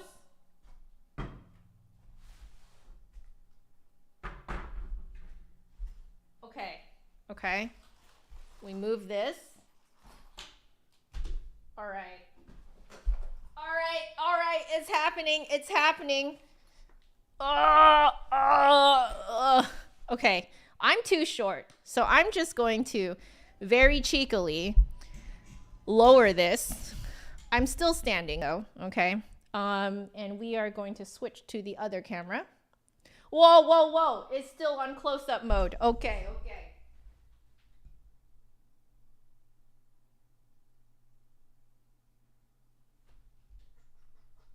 Hello, guys. Hello. I know.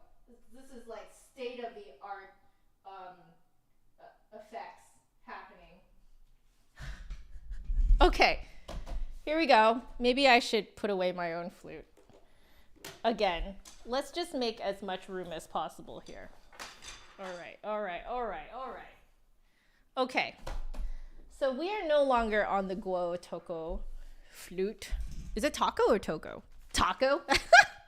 Okay, anyway, we are now on the Guo New Voice. So it is the Guo New Voice Tenor, which is actually a bass noise. Okay, bass, bass in C. All right. Oh my goodness, that is way too big. Let me just make the font size a bit smaller. Okay, there we go. Actually, no.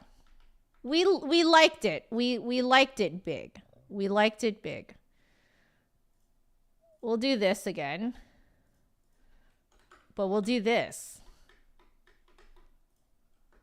Okay, very cool. Let me just make sure that that is somewhat centered for you guys. Okay, that's centered enough. All right, so we are looking at that right now. All right, let's now put in the specs. And I'll open this up for you guys so you guys can oogle it while we write down the specs. Time to oogle. It is time to oogle. Oh, that fell. Okay. Ooh, nice metal case. Please tell me I'm opening this. Good. Okay. Oh, I am opening this the correct way. Ah, it doesn't open all the way flat, but that's fine. Ooh, look at that. Okay. So I'm just gonna put the invoice here. Well, no, there's space here. There's space here. Ooh, oh, okay. That's the little like handle part. Okay. Put this here so you guys can oogle it while I put on the specs. So the specs are, this is, I'm just writing as I see it here. High polymer, plastics, head joint, head joint and body. It's a hand cut embouchure. Okay. Yeah, I can see that's very high quality. So hand cut embouchure, low B with gizmo key. So this is the Snow White color tubing and with black mechanism. I do think that looks really cool. The black against the white. It looks very cool. So black mechanism. Okay. Oh, and if you guys are curious, it is apparently 970 grams or the equivalent of 35 ounces. Oh, that's pretty light, actually. Okay. Okay. So we'll put that off to the side. Are we ready? It's very light. Oh, also, if you guys wanted to know how much it costs, how much does this thing cost? It costs $2,200 as of February 2023. All right. Oh, that's interesting. You guys need to see this. So, hello, very large cleaning rod. Look at that. Oh, they just stored it inside. How interesting. I think it actually goes in here. There's a little slot in there for that. Okay. What's very interesting, do you see how like right here, there's like a stopper for the G sharp key? Isn't that interesting? Huh. Let me see what you guys are seeing. Yeah, I see that. There's like a stopper. Oh, that is super, super interesting. Okay, by the way, let's focus that a little better. Okay, there we go. Yeah, now you guys can really see it in all its HD glory. That's so interesting. I've never seen that before. I guess it's so you don't accidentally like pull it down too far. Oh, and this is very, very light. I think this is a bass flute that I can actually probably play comfortably. There's more of this. This is just padding. That's what it is. More of this stuff. Okay, very cool, very cool. I guess, yeah, you guys see that? Look at that. That's actually a very nicely done lip hole. And this is very interesting because it doesn't have, like, usually a bass flute has sort of like that crazy, like, you know, the crazy wings, you know, that like come all the way up. They're more like walls than wings. But usually there's like crazy like wings on the sides to kind of like guide your air in. So I'm very curious to see how this is going to play. But here, I'll do a very, very high budget close up. Oops, wrong way. Okay. So there, you guys can see how that looks. Let me do that again. It really likes the sparkle, man.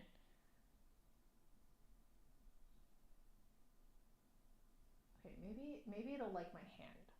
Does it like my hand? Hello, camera. Yeah, okay, it likes my hand. So yeah, if you look at that, that's actually a really nice like really nicely cut. So it looks like instead of the crazy wings, I don't know if you guys can tell. Yeah, you guys can tell. So if you guys look at how the light is hitting this, you can actually see that this is kind of like the whole thing is like how does one describe it? Okay, I'll just show you. Do you see how it's like one huge wing that spans the entire length of the or not the entire, but most of the length of the head joint. You see, look at that. It goes like kind of like up here, and then it goes down again. And there's a pretty sharp drop off right here. Well, it's a pretty sharp drop off there. So that's interesting. So instead of the insane lip plate that has it like kind of like right here, it's sort of built into it. Yeah. That's interesting. Oh, prevents it from getting bent. Are you talking about this thing? Interesting. Okay. So there's that. I'll show you guys a little bit more close-ups. Look at that. Oh my God. Look at that. That's so cool. That is very cool. Look at those pads. That's awesome. And then I'll show you guys this. Yeah, check that out. Look at that. That is way cool, man. All right, it's time to actually put it together. Let me put this back because I forgot to do that last time. Yeah, there we go. Okay, now it's time to put it together. Let's raise this. Hello. Okay. Just so it's completely out of the way, I am going to, you know, use my other microphones. Okay. It matches me. I got like the white on black, and this is the black on white. Meant to be. Oh. Okay. All right. We got it. we got. Ugh. I haven't pushed it all the way in.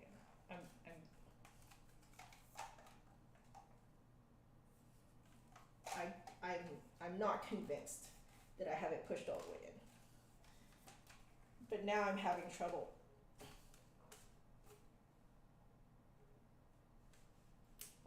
No, I did push it all the way in. Oh, interesting.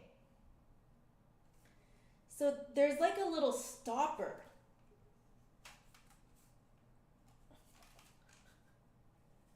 Wait, let me. Okay, that's an easy way of pulling it out.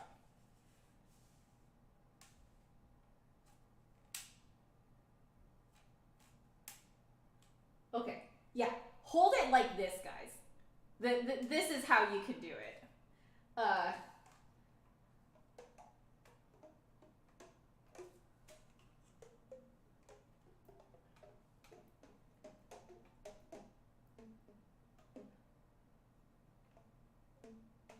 Okay, I think I need to actually roll.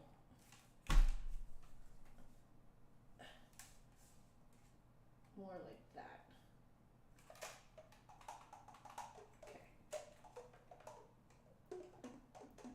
Cool. And then we need, this is really typical. So this little T-shaped extension that you pop into here.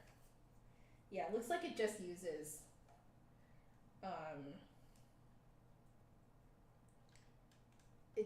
tension to hold it in there. So you can just pop it in and out. Okay, so if we do this.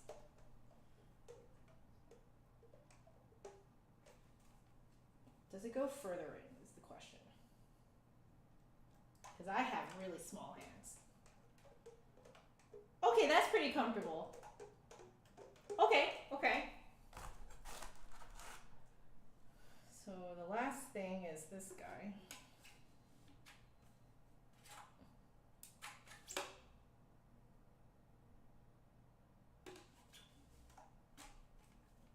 Okay.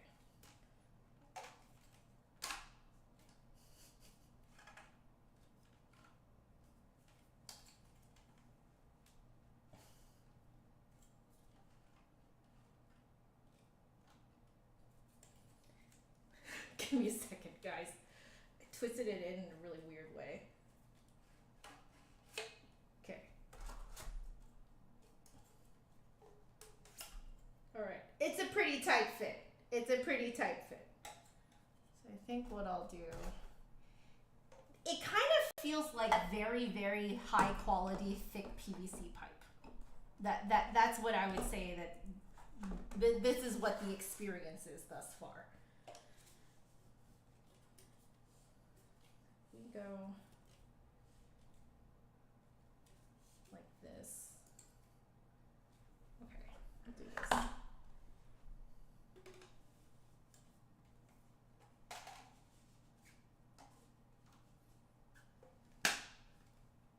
Oh, you hear that? Like it actually clamps in. Okay. Okay. I think I need to have it turned in towards me a bit. Now, some people like it kind of higher up. It really doesn't want to be higher up than that. Okay? Okay, okay, okay. This is definitely the lightest bass flute that I've tried thus far.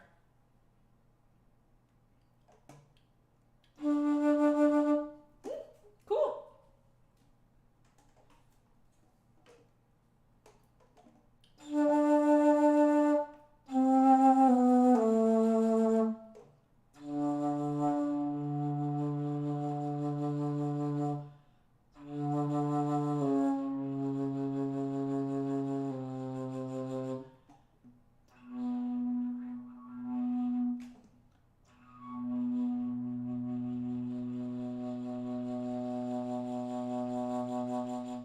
Hey, hit that low B.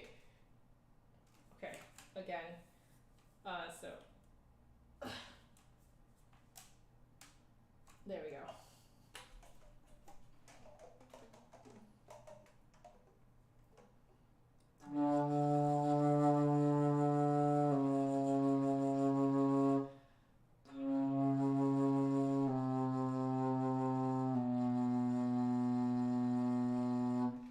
It doesn't take a lot of air, guys. Weirdly enough, doesn't take a lot of air. Hi, Darcy. How are you?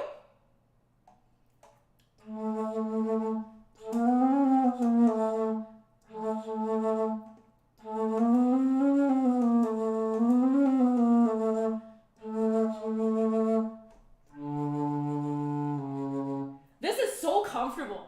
This is the most comfortable experience I've ever had on a bass flute, and it just plays. I think it fits me. Okay. It is like a giant version of everything we talked about before. So for a bass flute, this is a very narrow airstream. But because it is a bass flute, it's the airstream is bigger, you know? So like it feels more like you're playing a regular metal C flute. Right? Because we talked about the fact that like on this flute, it's a much smaller sibling. The airstream is like super tiny, right? So I was like, well, then that means that here, it's just going to feel normal, which it does. I'm sure that this thing is helping, that like wave thing. Thank you, Nicholas, by the way. I think you said that this is the wave cut of head joint. It feels like you're just playing a normal flute. Like normally I usually tell people like you have to like think of what you do on the flute, but like double the size of your like lip hole, the like aperture between your lips, double the size of the airstream. But because the airstream is just so dang narrow on this one, it just like kind of plays, you know?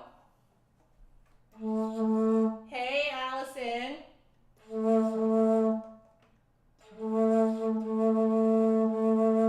Yeah, it feels like I'm playing a regular flute.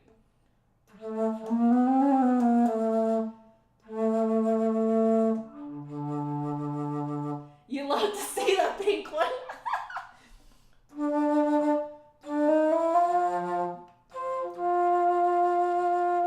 Right, it still has to be a very narrow airstream. Even though it's a bass flute, it's like super narrow airstream.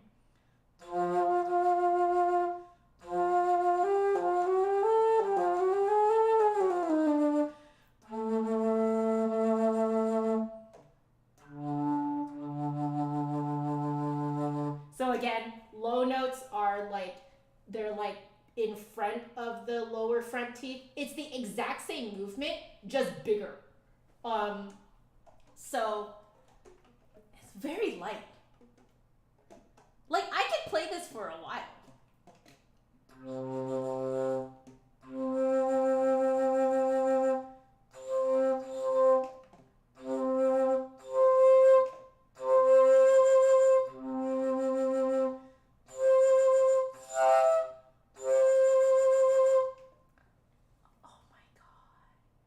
I just realized because I'm on a bass flute, the harmonic series starts lower, doesn't it? Am I right? Can some music nerds in the chat confirm this for me?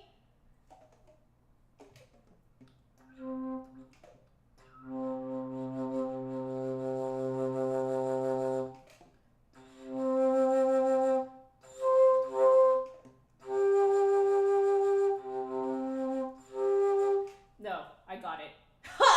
I kept skipping it. Okay.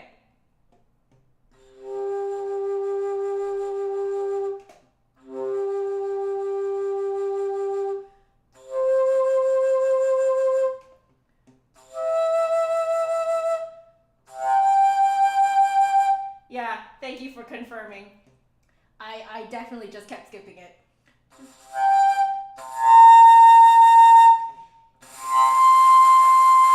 Hey, I can go all the way up.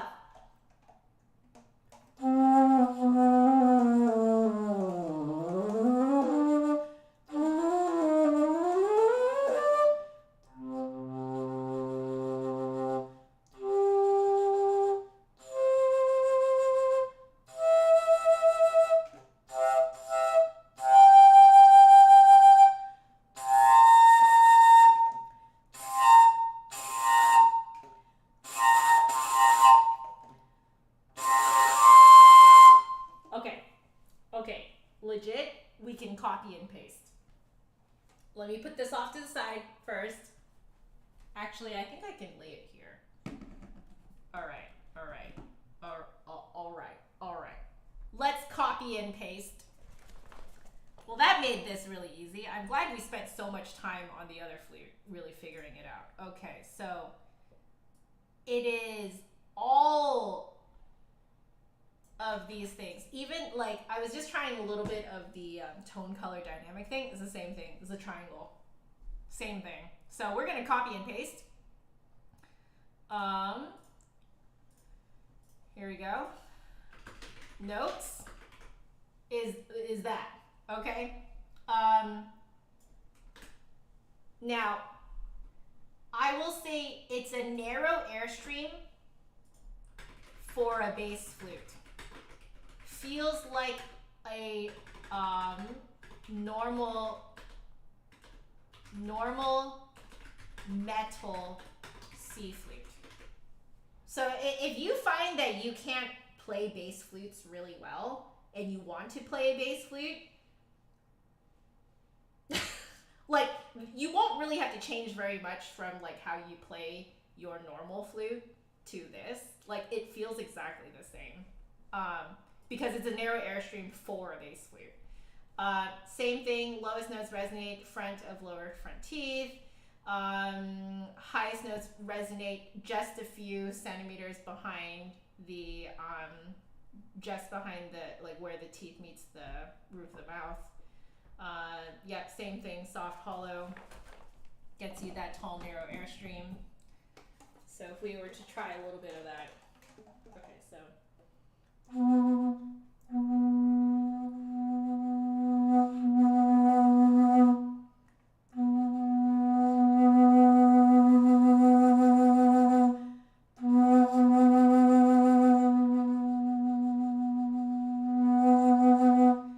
Yeah, it's a triangle.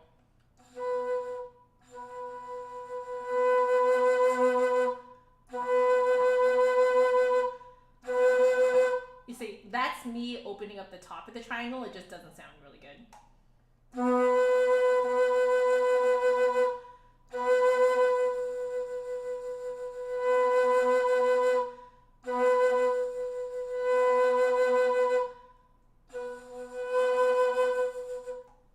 Yeah.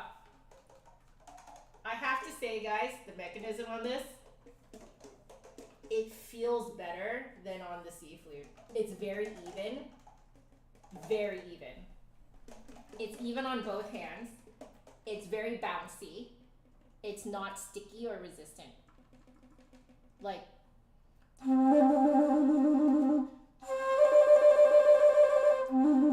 you hear that bounce?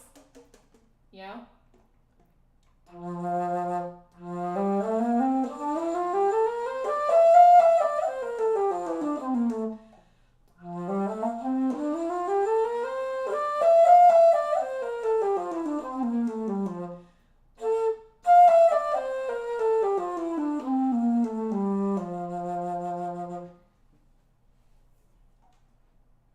Mechanism is gorgeous on this. Mechanism is like top notch, very good, done very, very well. So I really like it. So I'm just gonna put here. I can't see what I'm writing. There we go.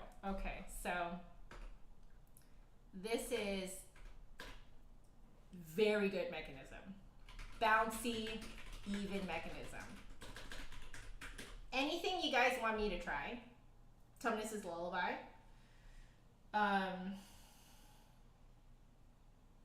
Yeah. Okay. Anything you guys want me to try? I see Tumnus's Lullaby. This does go down to low B, so we can see how that sounds.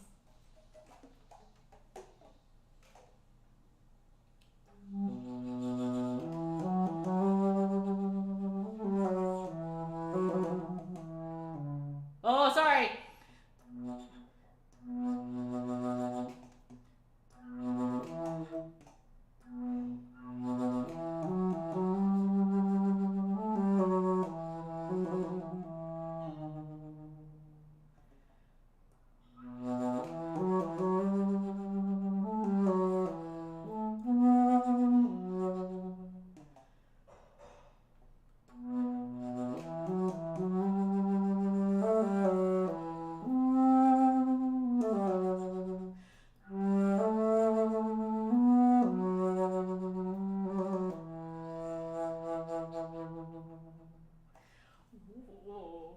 Oh.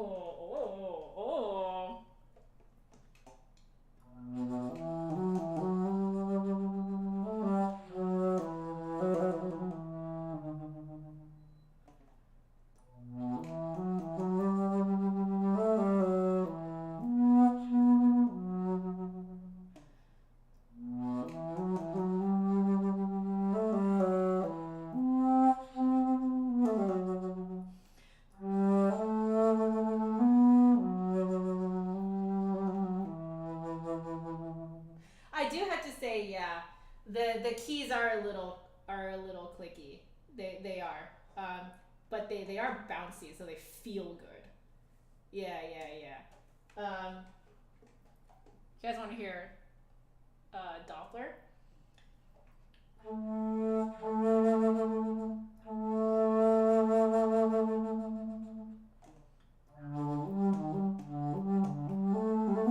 Oh, sorry.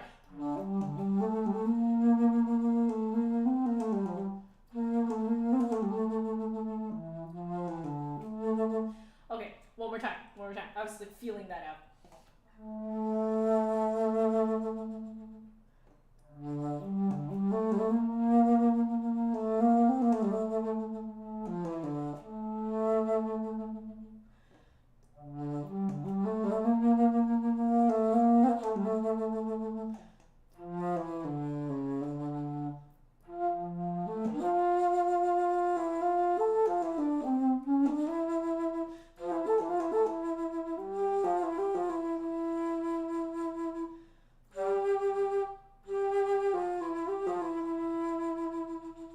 I'm doing it from memory. Are you guys proud? Oh, I like it.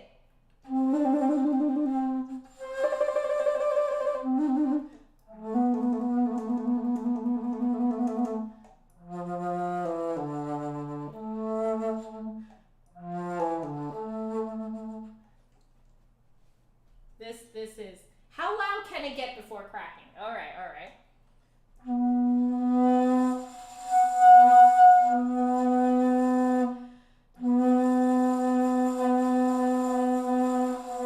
About there.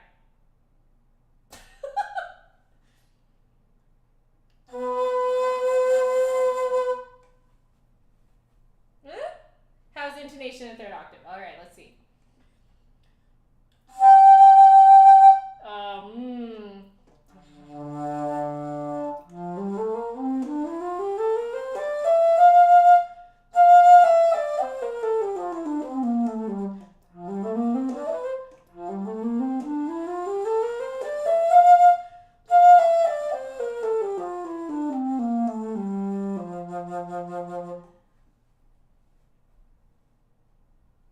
Lilac, I just played the Narnia lullaby. Did you not hear me do it? Does it have B flat lower? Yes, it is gigantic, but it exists.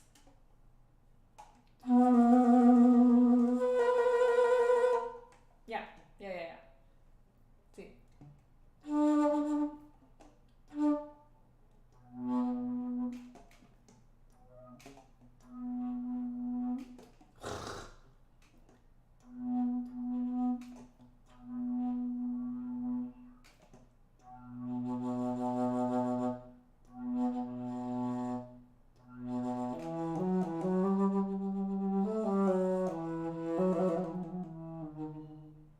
That's for lilac. Okay.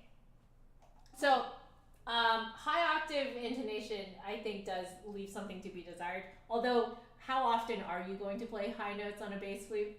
But, you know, it's fine.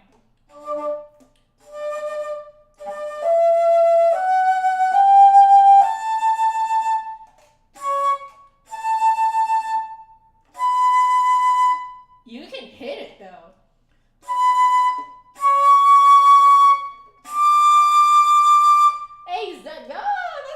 That's a D7 fingering. Wow, it's pretty good. I find that I do have to aim very low though, so I think it does go very sharp.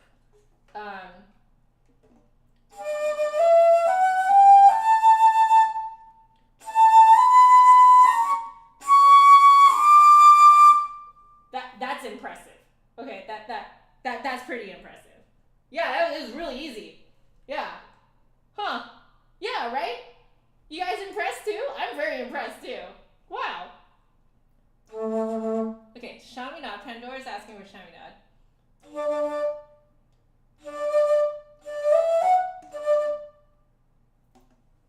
I am not playing chaminade.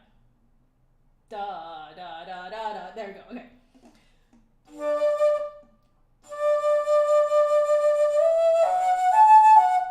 I'm going way too high.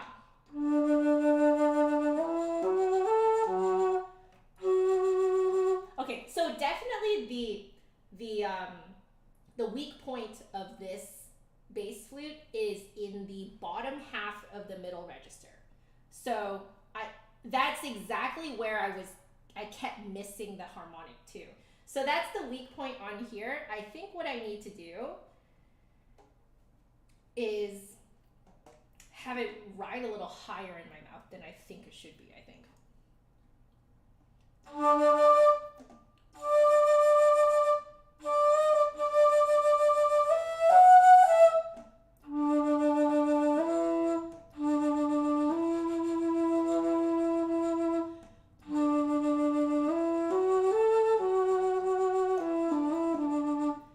Yeah, so it needs to, well, it does what it always does on every flute. So it's like wherever I think it should be, it needs to be a little bit more forward. So it's kind of like around the teeth, but like right in front of my top front teeth, I would say. That's kind of where it's ringing for me there. Thank you for the reminder.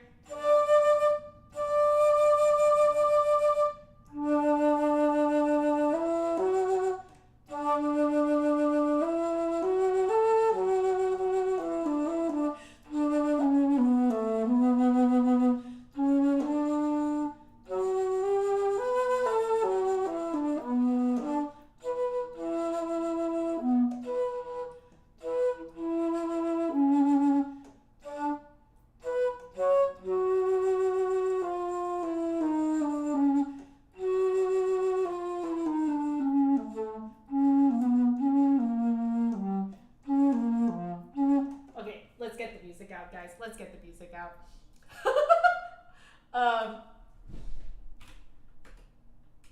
Where's my chaminade? Chaminade, chaminade. Where are you, chaminade? Flute, chaminade, flute. I am SLP. Okay, there we go.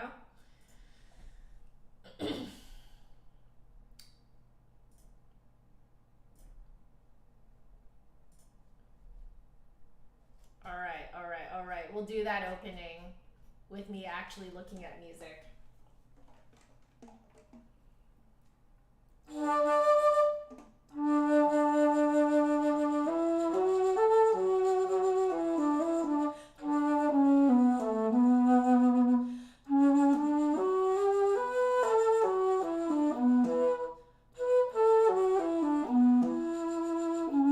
Yeah, so like I would have to practice where that E is. It's like not quite where I think it should be. It's like a little bit more forward.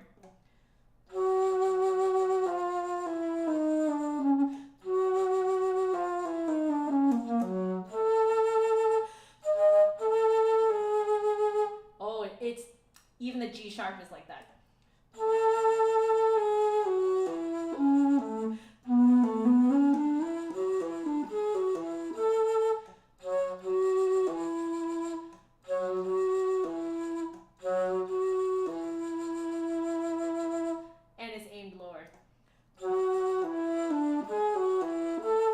So the E is special because E's on all flutes are really bad. So I learned this from just another flute guy in here. His professor, Alice Dade, said to aim your middle register E lower, but like keep it nice and supported, and it should come right out. So you have to do that here too. On top of that, it's between middle register E to G sharp. Those notes need to be just shifted a little bit more forward than where you think they should be. Otherwise, they're going to crack like crazy. So.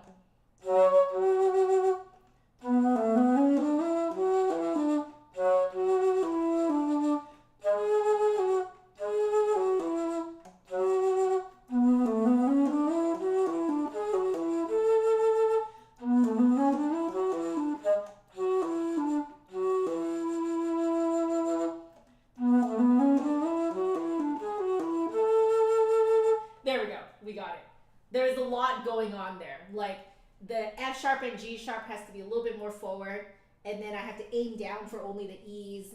Like it's a lot going on, but you know, you can get used to it.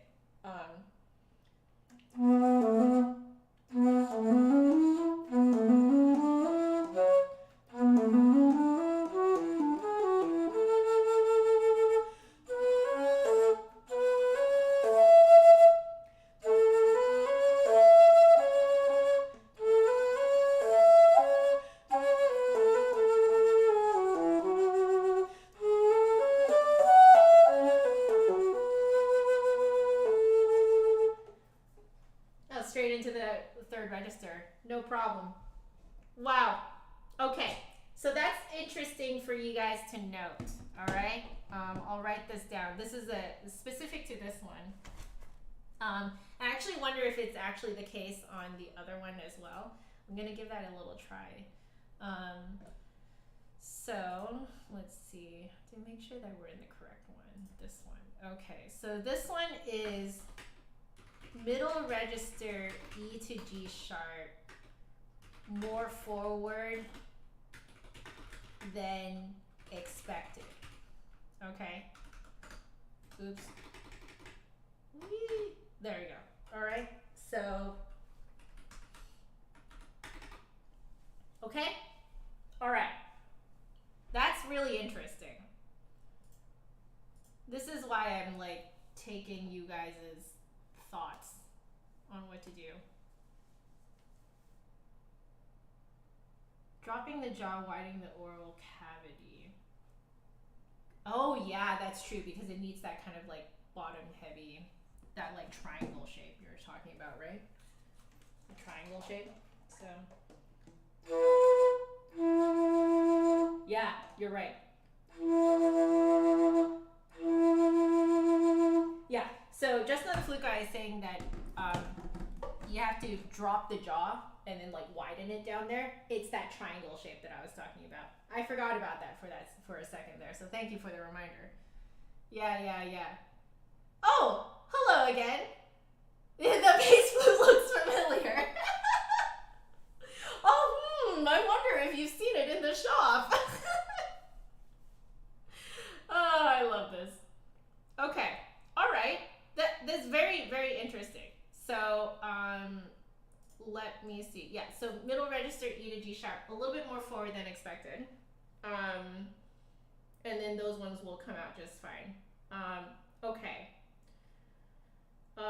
Just very quickly, let me do the other things that I typically test. So.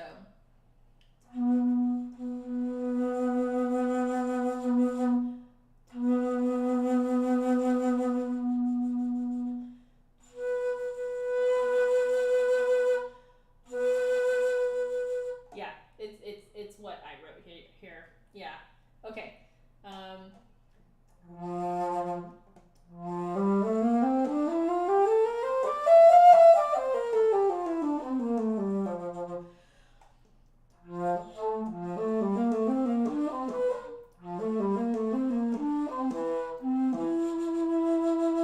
Yeah. Okay. Like I would have to practice placing that E properly.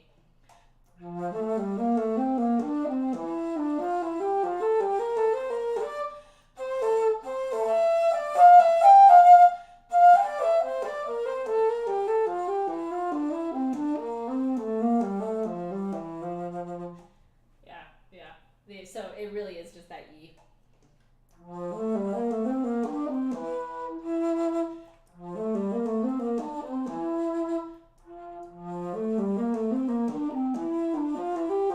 Oh yeah, see. So like with a little bit of practice, I think I'd be able to get that. Let's see.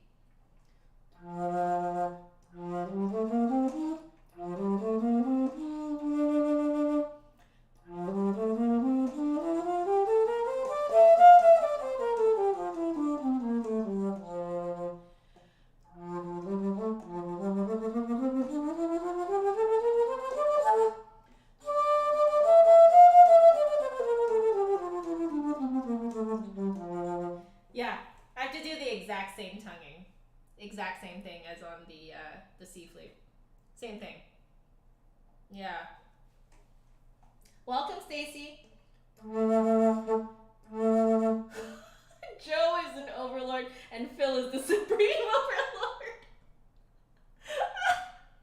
Oh my god, you guys are great.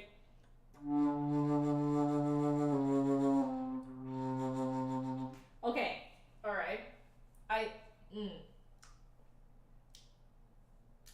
This is very dangerous for me. Oi, oi. Yeah, it's not a transposing instrument. It's in C. It's just one octave lower than the C flute, like our regular C flute. Okay, I do want to try a bit of chain echoes.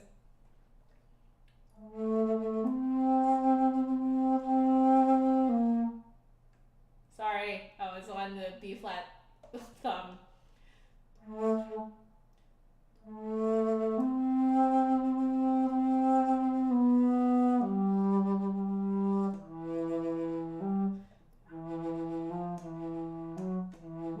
There we go.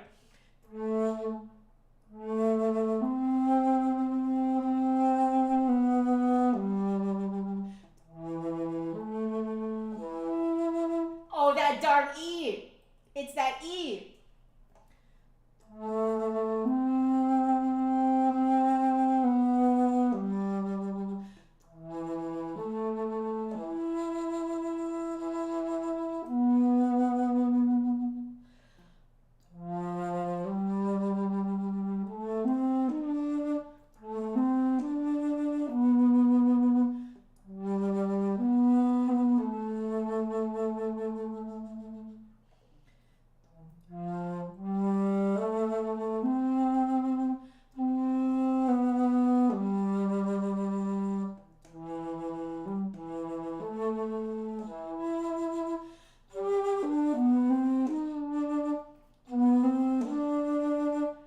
Not lifting this key far enough because my finger is too small.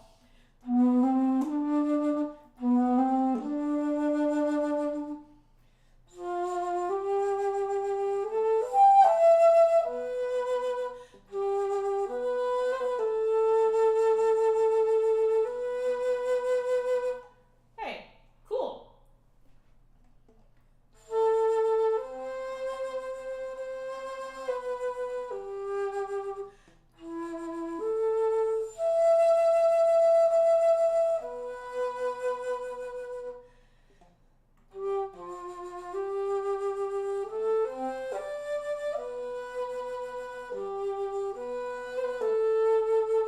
Oh no, Carnival of the Animals?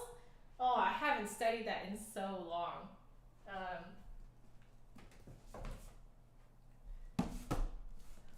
I mean, you know, we're here.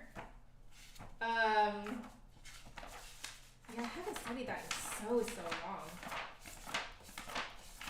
And back when I studied it, I did not do a good job. Okay. We're gonna use this as the stand. Double use for your bass flute case. Oh goodness gracious, why am I doing this? Okay.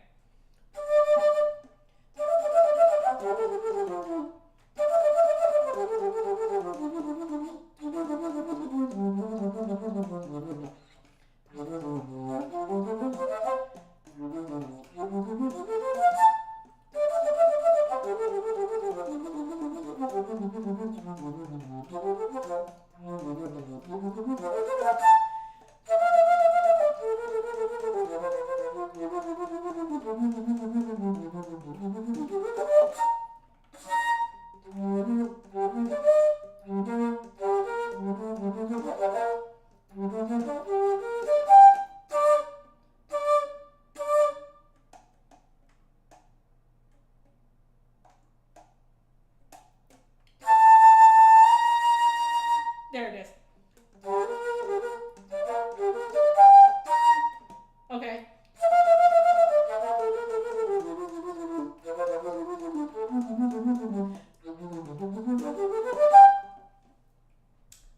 I'm surprised. I haven't looked at this since university, and you know, it's not half bad.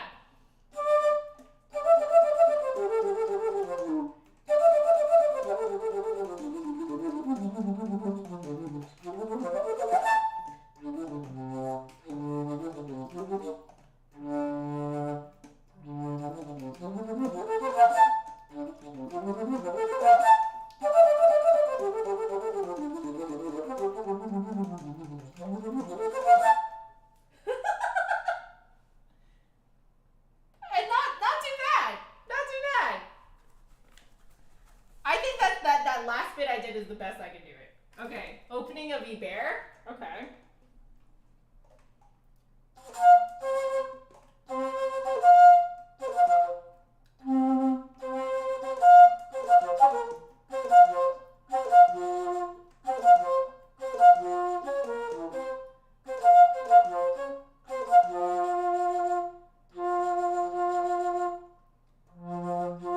It's so weird hearing it an octave lower. Oh my goodness. Okay.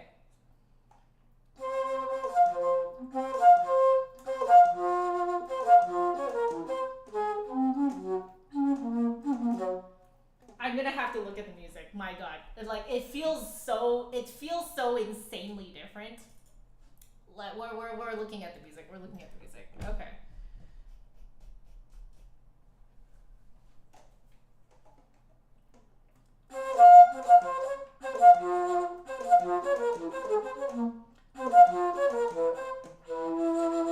There's so many F's and E's in here. Oh gosh.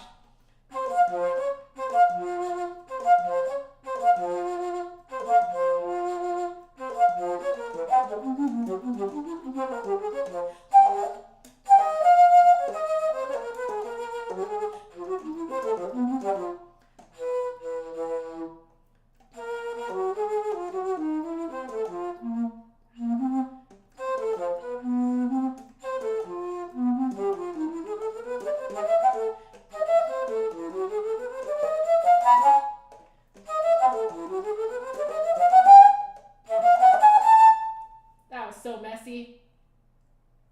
It feels so different on here that my fingers are like, that's not it. That's not how it feels. That's not how it feels. My gosh.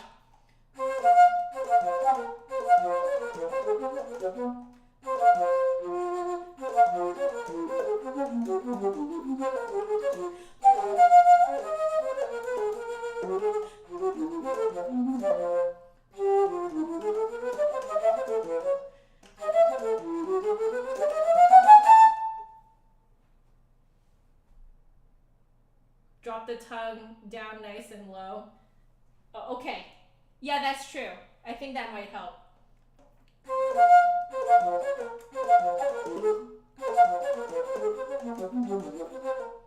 So I really have to think about which octave I'm in. Otherwise, it all kind of like blends in with as harmonics.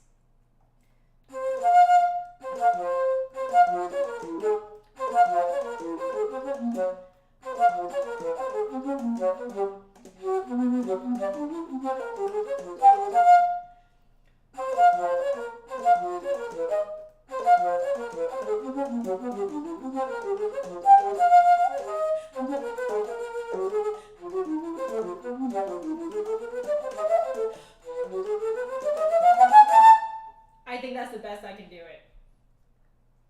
Woo!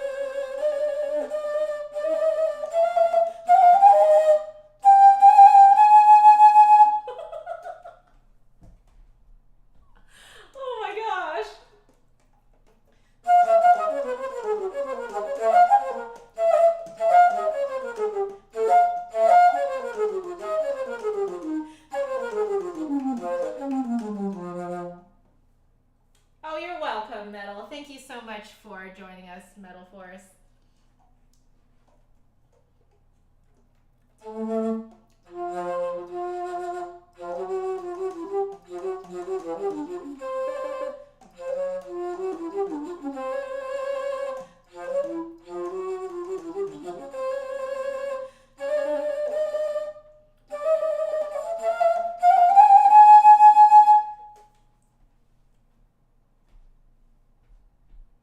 You know, not bad. You guys are hilarious. So what I can definitely tell is that you really do need to get used to where that middle register E to G sharp is, for sure. For sure. Need to get used to that.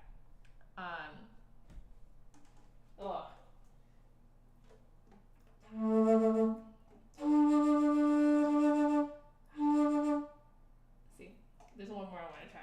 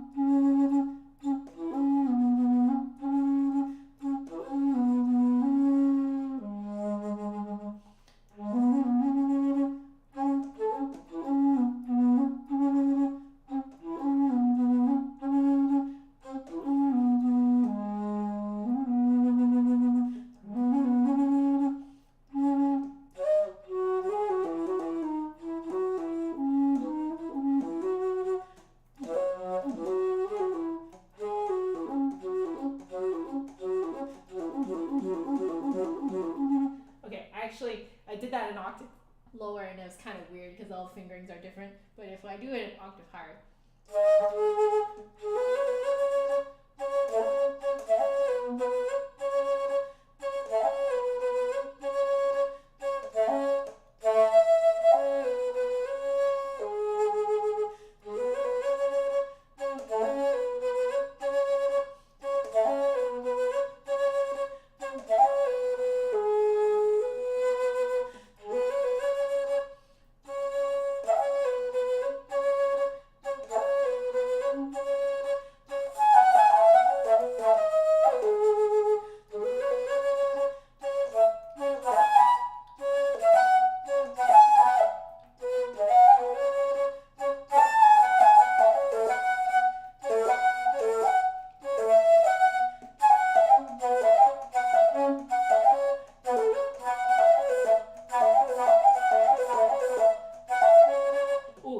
Very difficult there because you have to change like what your air is doing and like the chasm in your mouth, and it's like constantly changing right there.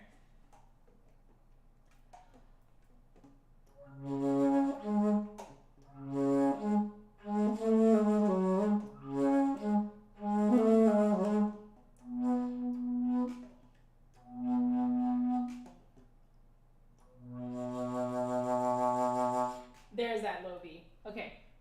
So I would have to get used to that.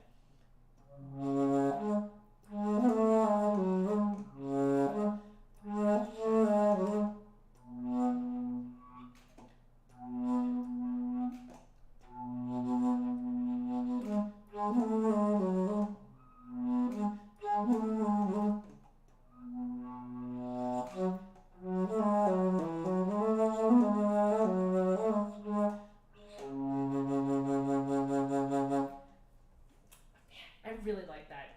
Oh.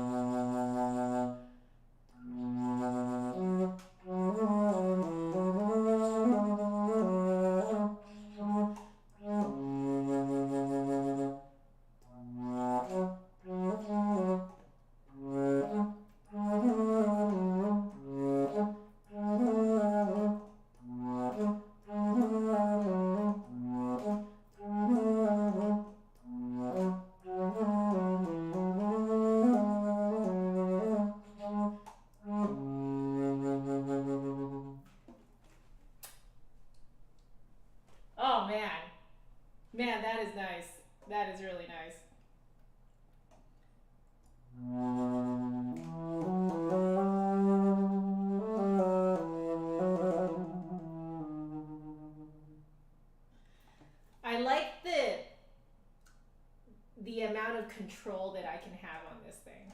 It's actually amazing.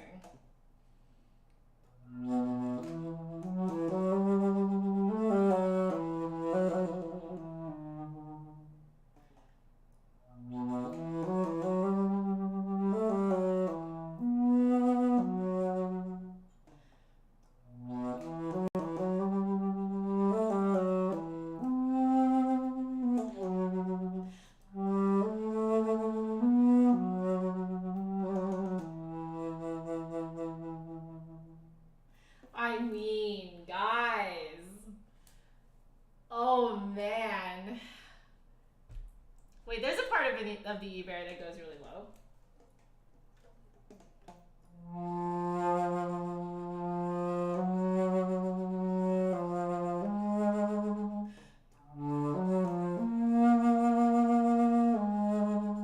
And then that's about it. But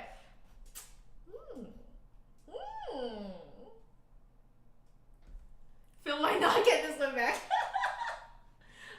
Oh, thank you, Phil. Everyone say thank you, Phil. And have a wonderful evening. Oh, no. I really like this. This is really terrible for me. This is actually really terrible for me. This is so bad for me. No. Oh, right. The first page of the second movement.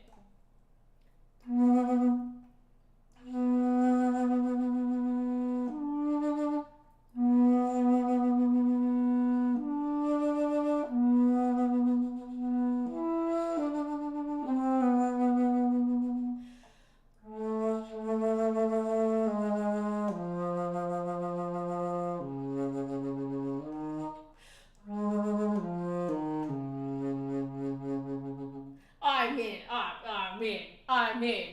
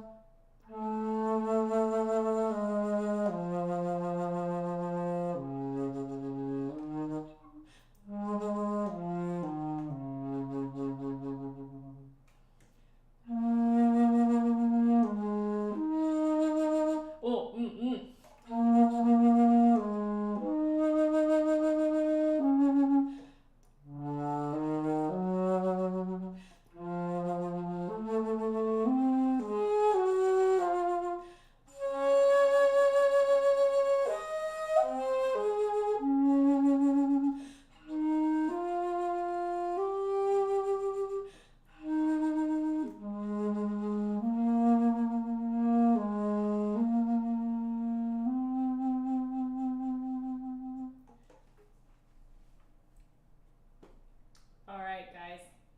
I need to put this off to the side. I know. Okay. All right. Low B flat C8.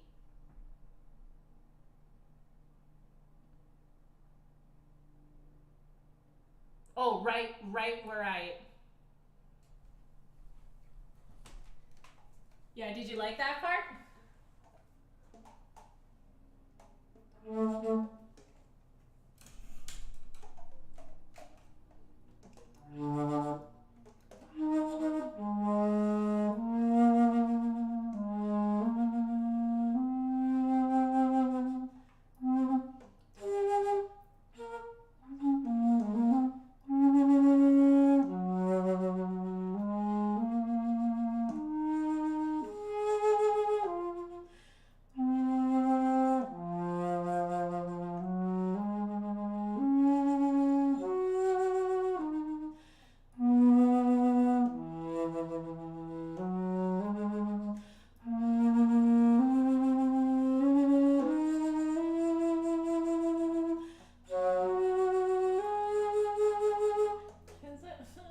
So nice. Oh, right before 30? Oh, it's there? Okay.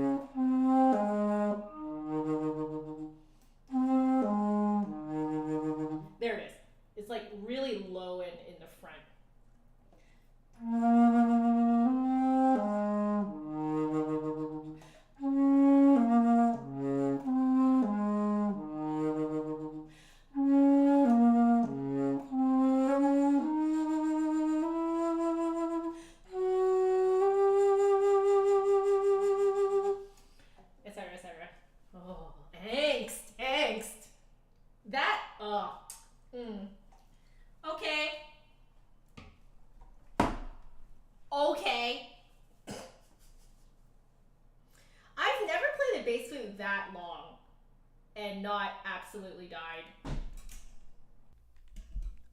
I think we're doing good here. Like, that's very dangerous. That's very dangerous. This is very, very dangerous. Well, let's play the piccolo now. All right, piccolo time. There we go. Oh! Whoa! Okay. I was not expecting a like wooden case. All right. Piccolo is tiny, so we get to have more close up. Okay. Look at that. And it looks like, yes, it is one piece. That's so interesting. Okay, so this is just one piece. Man, look at that. Oh, wow.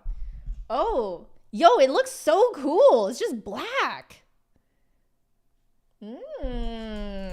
Okay, let's bring it up closer. Oh, wow, thank you, autofocus. Okay. Look at that. So I think this one is composite as well. Look at that, guys. Has a full lip plate. Very dangerous for me as well because I do like it with a lip plate. There we go. I'll let you guys oogle it, okay? I'll let you guys oogle it while I change all this stuff on the side. Okay, guys, that's as close as it's gonna get. All right, but you guys can oogle it, okay? Oogle. So we shall change what this says. So this is now a Guo Grenadette piccolo. Fun. Very, very fun. And then we are going to bring this down like this. Format. We got to do this. Okay, so now. All right, new page, guys, new page. So we're going to do specs. All right. So the specs here are Grenadette head joint and body. So it's like a wood-like resin, I believe it is one way of describing it. Hand cut. Oh, the embouchure is hand cut. So this is going to be really, really nice again. This is split E. What the heck? What the heck? Amazing. High G sharp trill mechanism. Oh, fun. Yeah, so they add a little knob. I think they add a little. Oh, they have a little stopper here too for your G sharp key. That's so interesting that they do that for both the piccolo and for the bass flute. Do they do it on the regular C? No, they don't. They don't do it on the regular C flute, but they have like a little G sharp stopper, like a little stopper right there. I don't know, you guys can see that, but it like stops down there. So interesting. But the G sharp trill, high G sharp trill, high G. Oh yeah, what is this one? This one is, oh, this one's pretty pricey. This one is $1,250. $1,250 for this piccolo. But I can see why. It is hand cut. Like it, yeah, sure, it's made of like resin and stuff like that, but it's like hand done. So At least the lip hole is hand cut, which, you know, is pretty great. So high G sharp trill mechanism. What is the high G sharp trill mechanism? High G sharp trill. Yep, it is indeed a split E. That's so interesting that they got that to work. That's so cool. I need to look up what is the high G sharp trill mechanism, guys. If you guys know, let me know in the chat.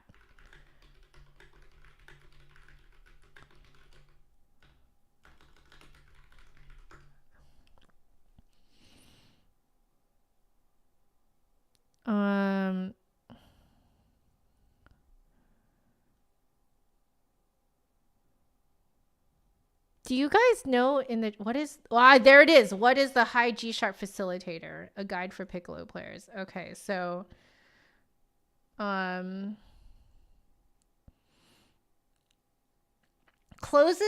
the high G facilitator closes the thumb keys halfway when you press down the G sharp lever.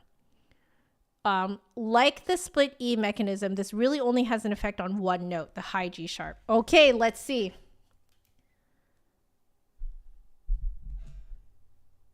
So if we, oh, that's so cool. Oh, whoa. I need to like put this up to the, okay, look. I need to position it like this, and then I need to make this focus on my hand. Okay, great. All right, guys. Look at the thumb keys, okay? Look at them. When I press the G sharp key, it will depress it halfway. Oh, you see that?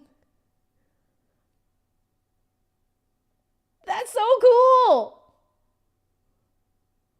Yo, that is so cool. Okay, and that helps your high G sharp come out. Oh, that is so cool. Yes. You know, I don't know that my mini does this. No wonder it's much easier up there.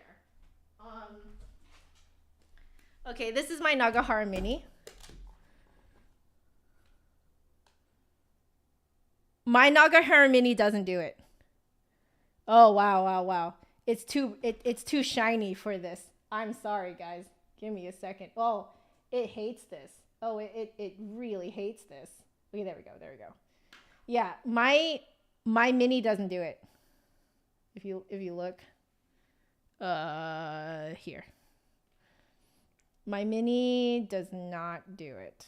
So if we look, there we go. If we look at my thumb keys here, my mini doesn't do it. It doesn't do anything to it. See that? Yeah, my mini doesn't do it. Your mini has it. My mini does not.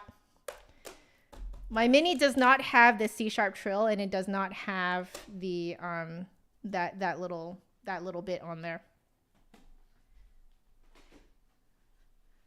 Huh, that's interesting. Guys, I had heard about this, and then I promptly forgot that this was a thing that existed. That is so cool. So it's not really a trill mechanism. It's a facilitator. So we'll call it a facilitator. Okay, very cool. Okay, so what else is on here?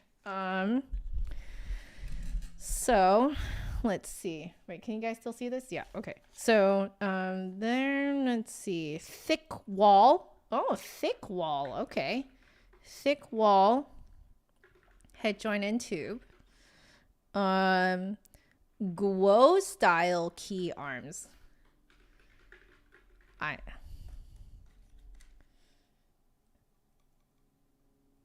Yeah, the little it looks like it almost looks like mesh.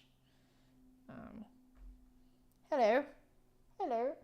Do you want to focus? Do you want to focus? Come on, up, up, up. Oh, very nearly. Okay, come on.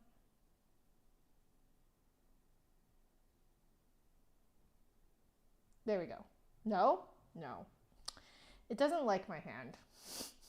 There we go. Okay.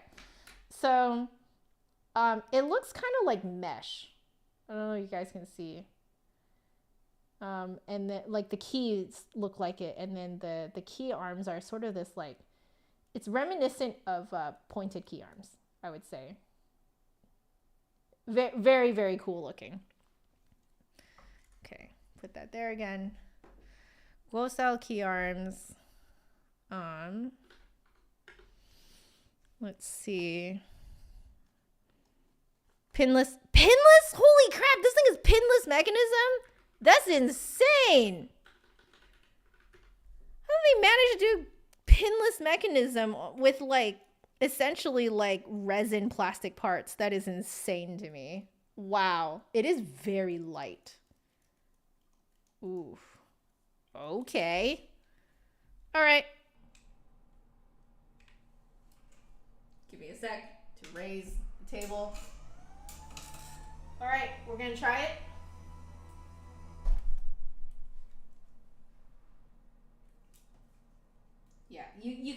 Yeah, you can disassemble it. No.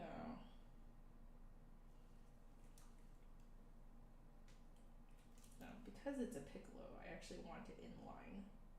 Okay.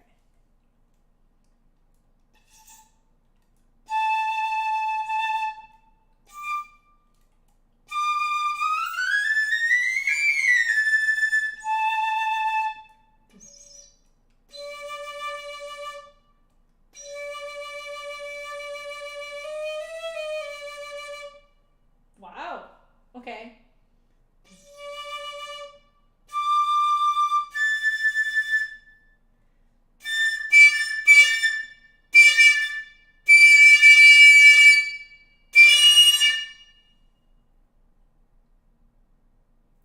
That's as high we're going to go today.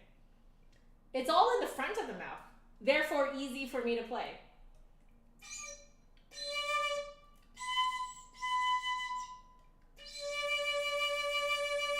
But again, the lowest note is like in front of the lower front teeth. It is exactly the same as the other ones. It's very consistent. Guo is very, very consistent.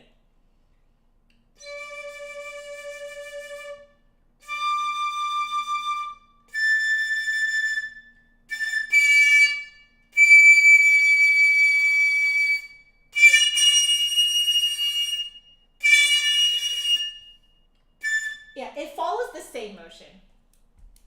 And you know what's interesting? It's not actually much narrower than the C foot. Or C foot, the C flute. It's not actually much narrower. Like, it's a little narrower.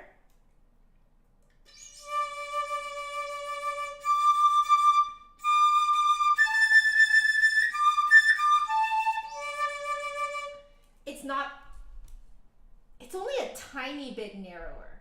Like a very, let me try it.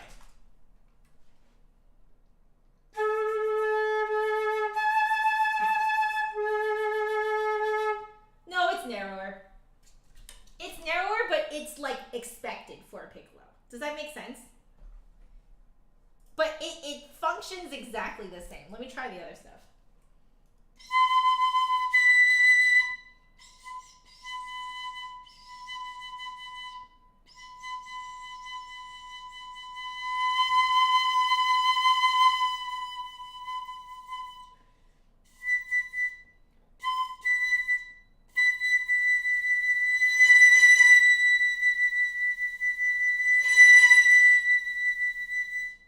Oh! Wait, you just... Oh. Yours does it! Mine doesn't!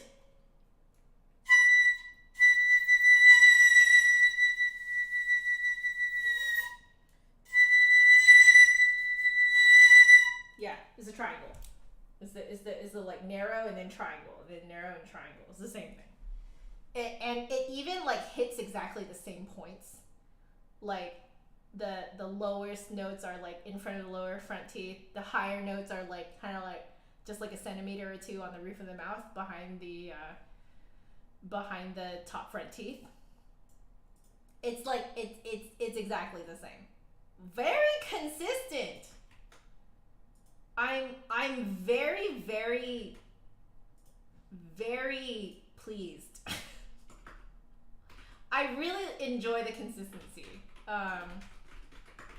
Okay, so this one is narrow airstream, but it's like, actually I would almost say it's like kind of like medium to large for a piccolo. Actually fairly large for a piccolo. But it is narrower than the C flute, I would say. It's narrower. Oh, it's so interesting. So lowest notes resonate. Yep. And then this is also true. Soft, hollow, rich, loud, rich. Yep. That is all the same. Let's test the articulation.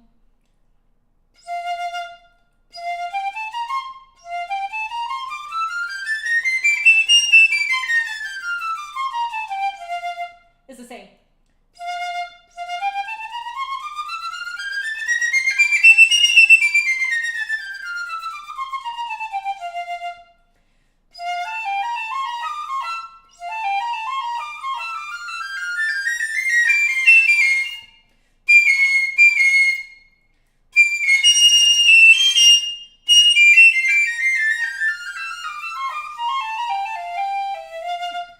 So one thing that's different is that the problem harmonic is the, I believe it's the fifth harmonic. So it's like around E to G, I think it is. High E to G. It needs to be a little bit more forward than you think it should be. So this one, the problem, so what's interesting is, where's the problem area on this one? This one?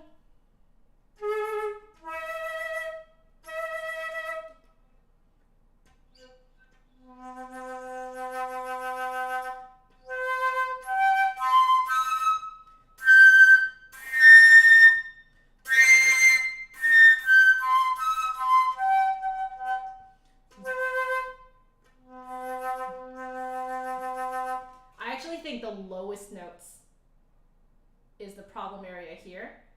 The middle register E to G sharp is the problem area on the bass flute. And then the problem area on this one is about high F sharp. Wait, let me try E.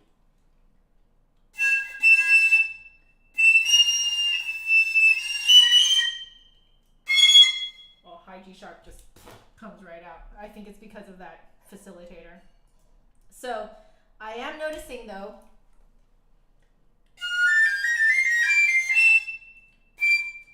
okay, just to protect myself,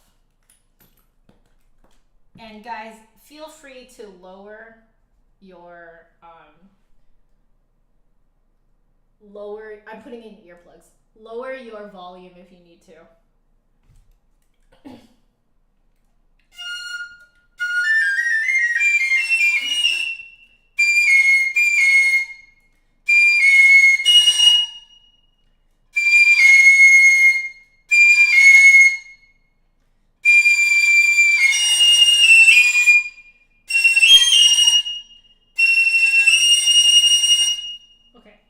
It starts on F.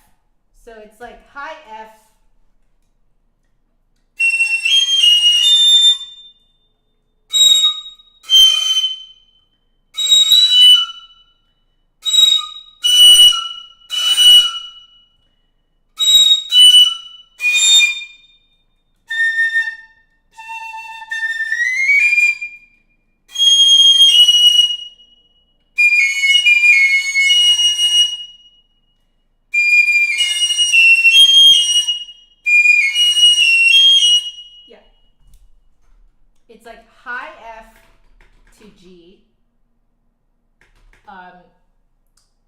the angle of the airstream needs to suddenly go up.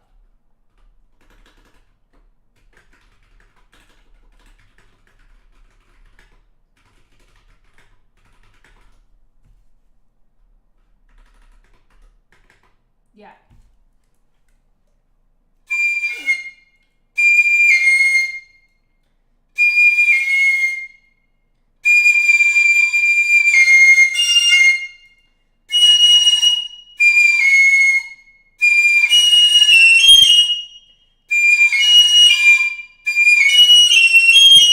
Oh, no.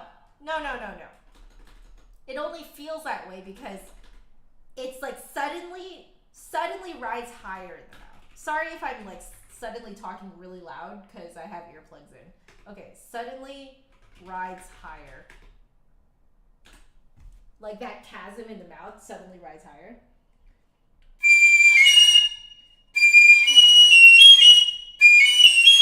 Yeah, exactly. It just like suddenly rides high just for those notes.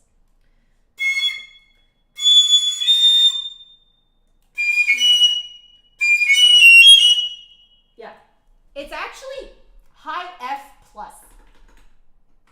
As in anything higher than high F and above, it just like it suddenly rides really high in the mouth. Okay, all right. So, so if we did,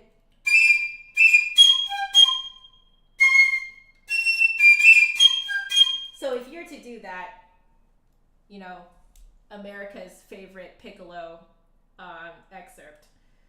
If you were to do the it's not Star Spangled Banner. What am I saying? Stars and Stripes Forever. If you were to do that,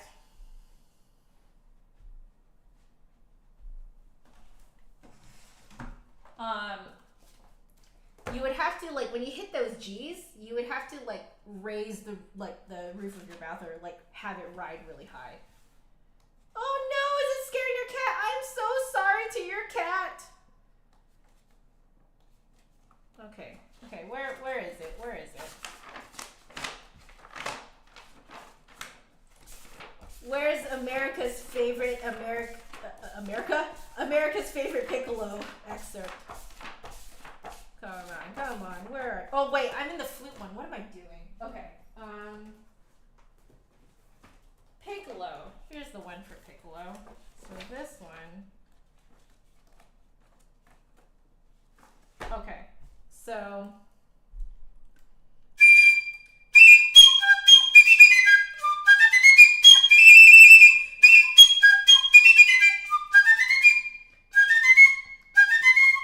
oh, what's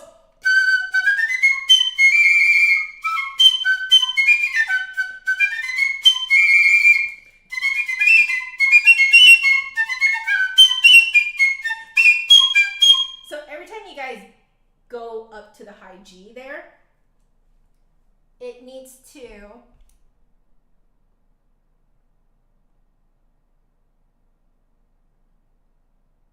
oh, hi Unsphered. I was like, wait, John is here? That John is here. Hi Unsphered, how are you? Yeah, so okay, it's true. I just tried it here. If you want to like easily hit that high F, any note high F and above on this piccolo, it just suddenly rides very high in the mouth. So you have to go, oh. It's all up here. All right. Okay. Very cool. Well, before I try my last thing, do you guys have anything you want me to try on this piccolo? Honestly, like I think from playing around with the other ones, it's really easy to figure this one out.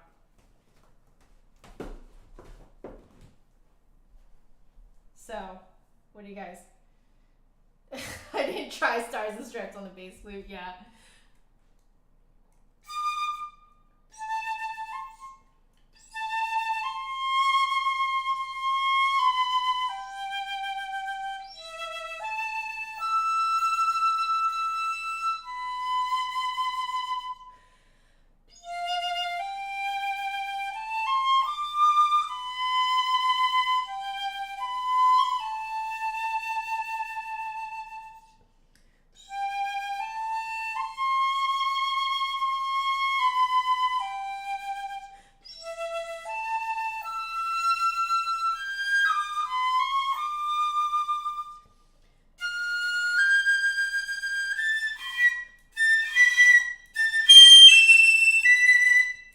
I'm not used to that. You can hear that that is like the problem spot, right? Like it just kind of wants to flip up to a different location.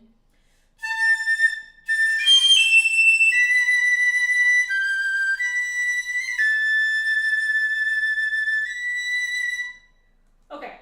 All right. How do you say it? I grew up saying Semaramide. That is completely wrong, isn't it? Can you guys put the phonetics of what that is supposed to sound like? And then I will try to say it correctly.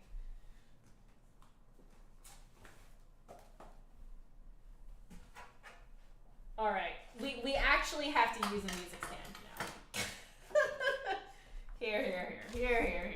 Okay. So, Rossini, right? It was Rossini? R-O.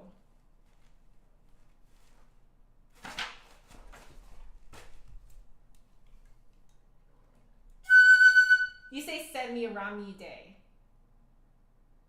Semaramide.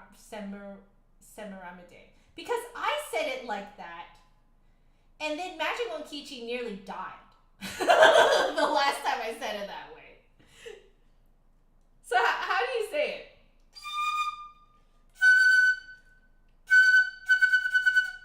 Semaramide. Oh, day. Day? Semaramide. Semaramide. Is that right?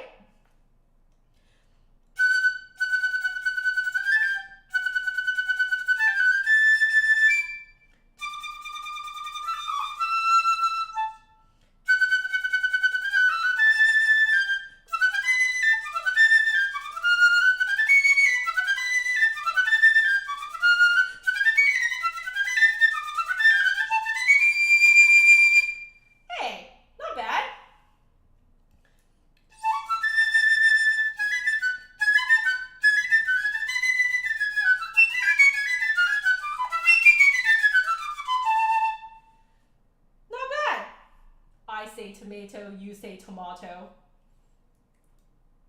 Potato.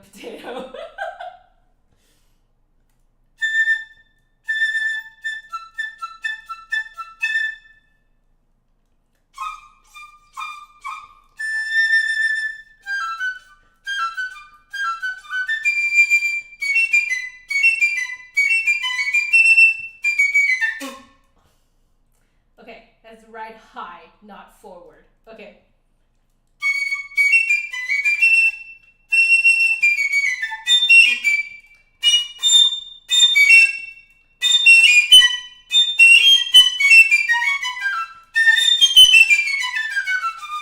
Yeah, it has to ride up. Right up.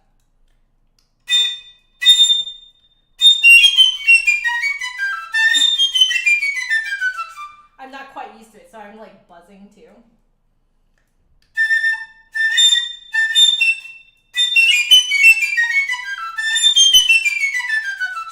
There we go. That's better. Okay. Someone asked for Scheherazade. Is it in here? Is the Scheherazade bit in here?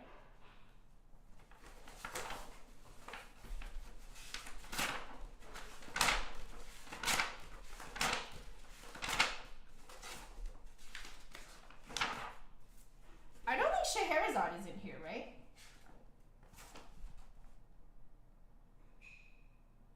No, it is. I'm just looking at the wrong page. Okay. 27.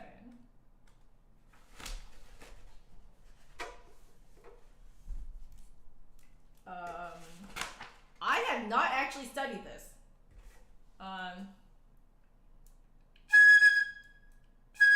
So, quarter note going at 88. Quarter note going at 88. I think this is insanely fast, isn't it? It's insanely fast.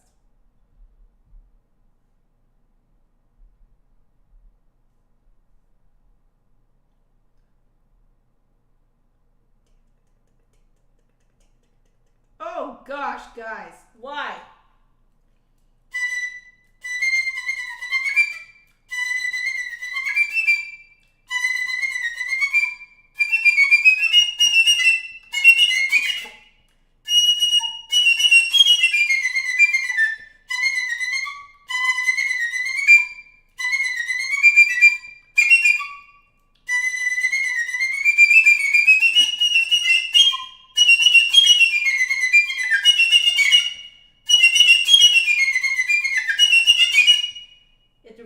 I for the G.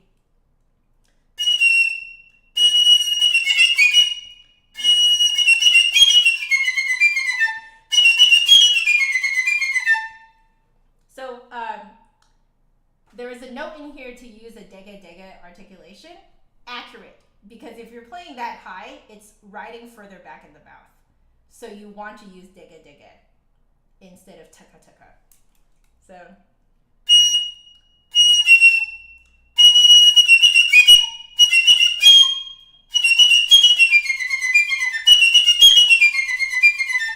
okay. That's me sight reading it, guys. Okay, I'm sorry that it's so bad. What else did you guys say? I think someone, Michael wanted E-Bear. Of course you want E-Bear. Everyone wants E-Bear. Let's try a little bit of it. Okay.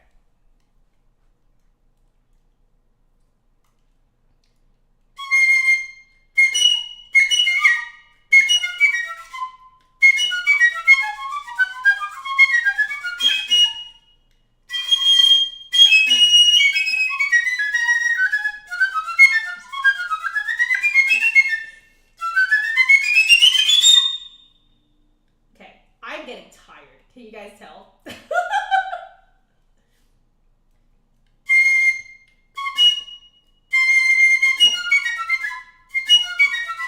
Oh, E to G natural trill fingering.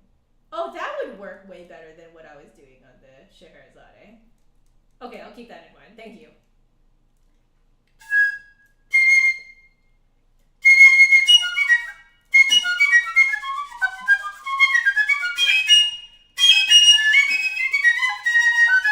I'm getting tired. I'm getting tired.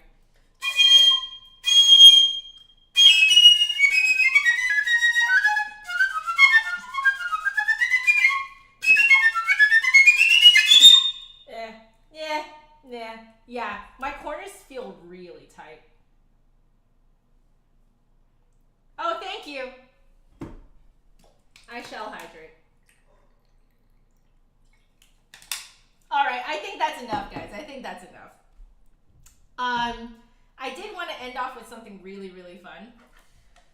So don't worry, guys. I will clean all this up later. But yeah, I wanted to end off with something really, really fun.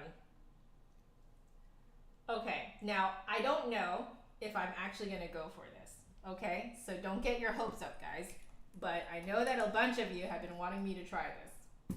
So this is extra, okay? This is supposed to be the Guo review stream, okay? So we've done Guo now for a really long time. We're gonna do something different now, okay? We're gonna do something different, which means that we need to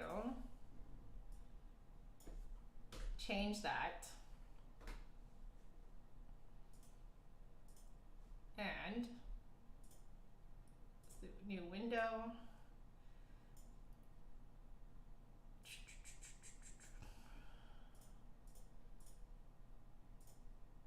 Okay.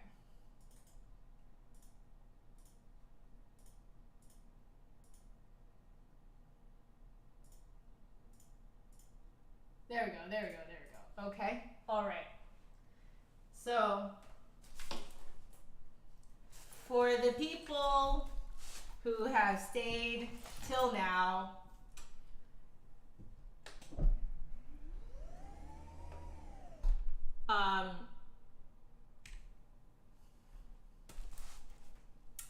right, let me, no, wrong way.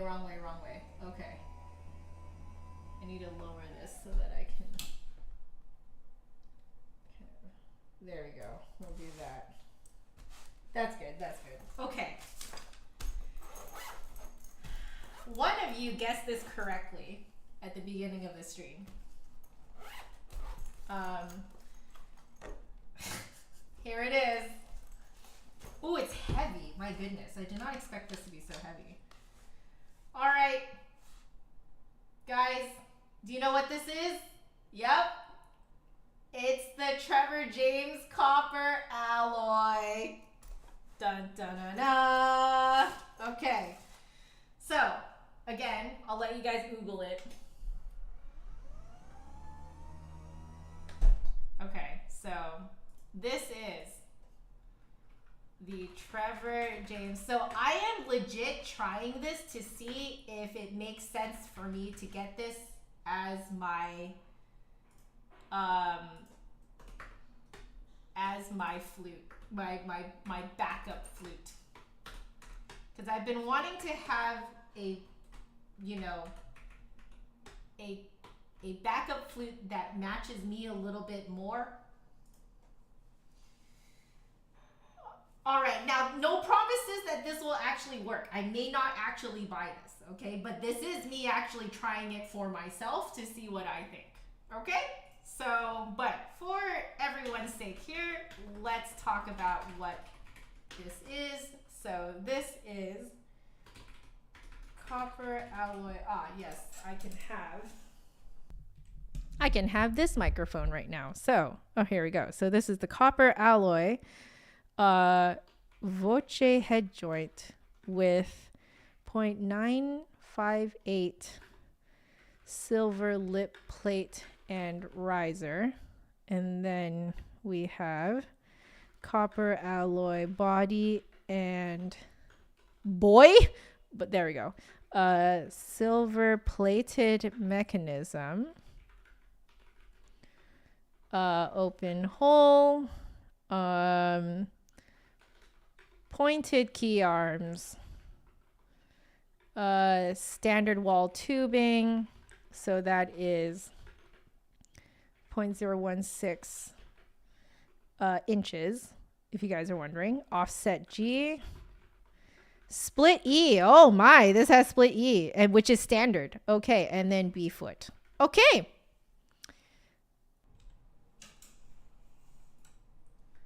Let's put it together. Oh, look at that. Look at that lovely color. We'll see if it wants to focus. No promises that this thing will actually focus correctly. Oh, it did! My goodness, I'm impressed. There you go, guys. Isn't it pretty? It's copper, but it looks gold. Huh.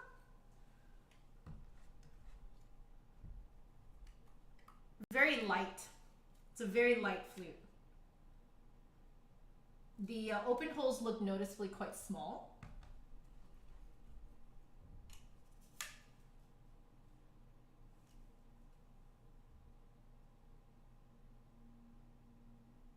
All right. Let's do it, guys. Let's see. Whoa, wrong way. Oh, there we go. Okay. It's very light. Holy cow, that's very light.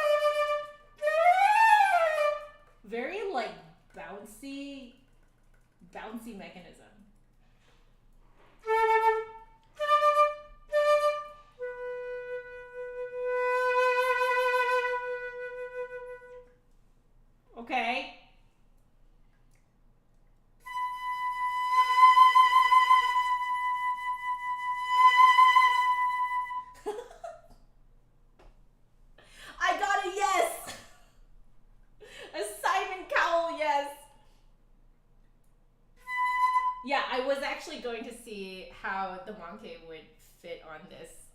This is insanely light. Very comfortable. Very, very comfortable.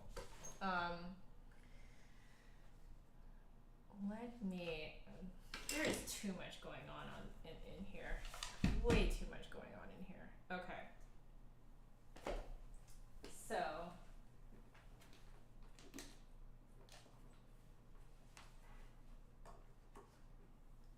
All right, we're gonna try it.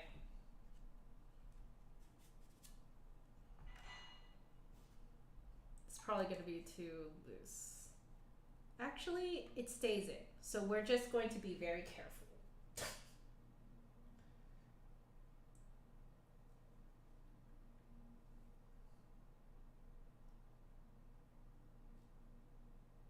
Okay. I'm surprised that it actually like more or less stays in.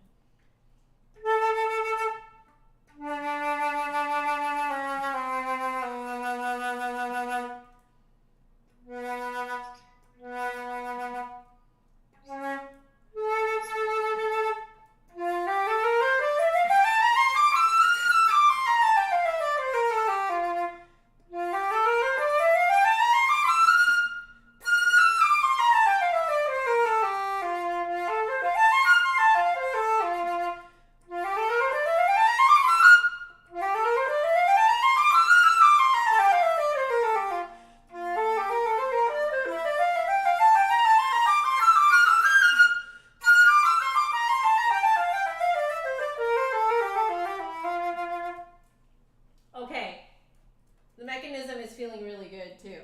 It's like more resistant than my other one, but like I don't think that's a surprise.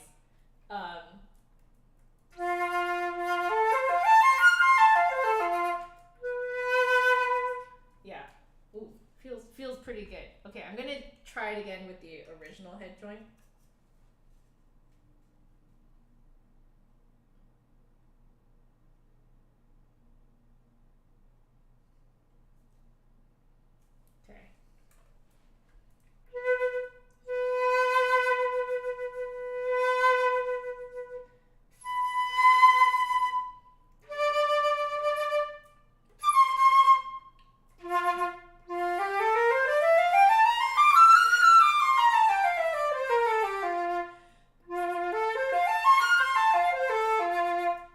More resistant than Brandon Body. Yeah, by far more resistant.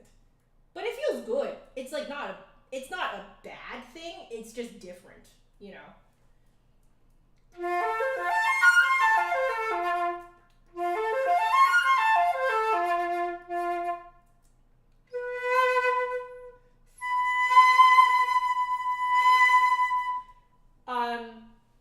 I will say this plays very similarly. Like this setup plays very similarly to the setup with the manke plus the Brandon for me.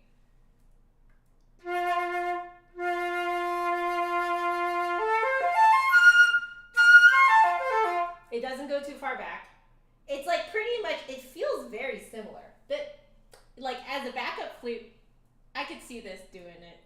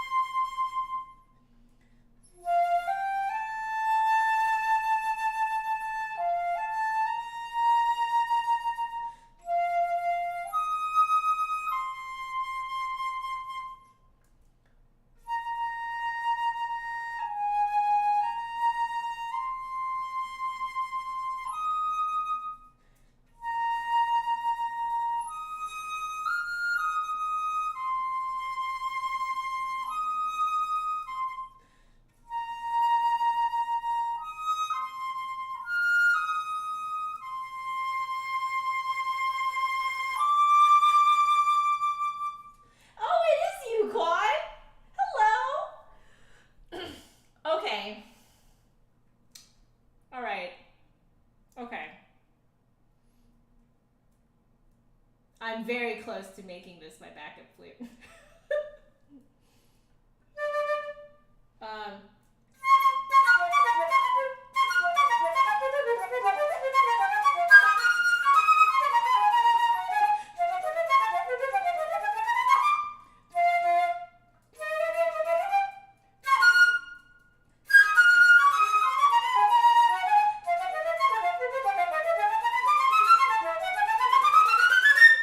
Okay, it doesn't have quite the same ring, but it's like almost there. Like it's a very good backup. I do have to stretch my fingers out a little bit.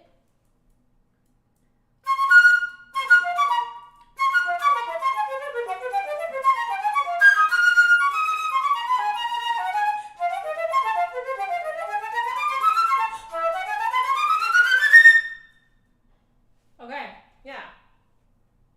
Yeah, I'm very much a copper player. 100%. Okay. Okay.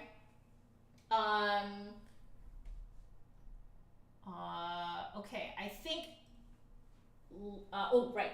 Let's do some low stuff.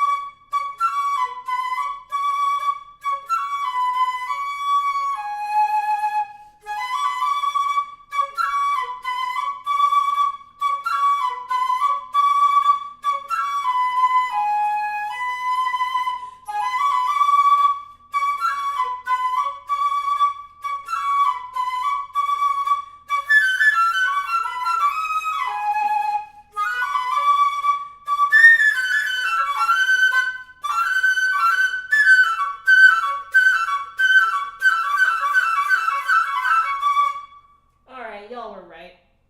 Y'all were right, okay? Y'all were right that I would sound good on this. Right? Chat was right.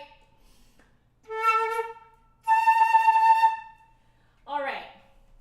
We will, let me check with Hubs because I'm gonna see if I need to end the stream soon, okay? Hubs is cooking outside, so I'm gonna see if I have a little bit of extra time to do a little bit more experimentation because I do kind of want to see what Just Another Flute Guy was saying to try it with the Brannon head joint. So give me a sec, guys. Y'all can oogle this.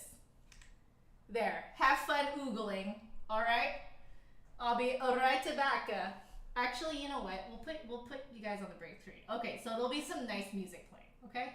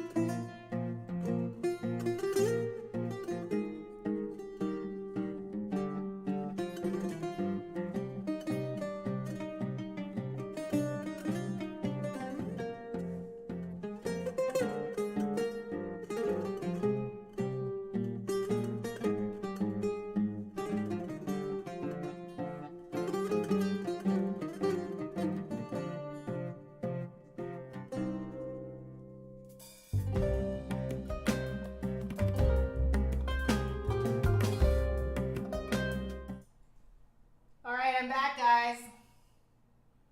I'm back. Hello, hello. Speaking of that tune.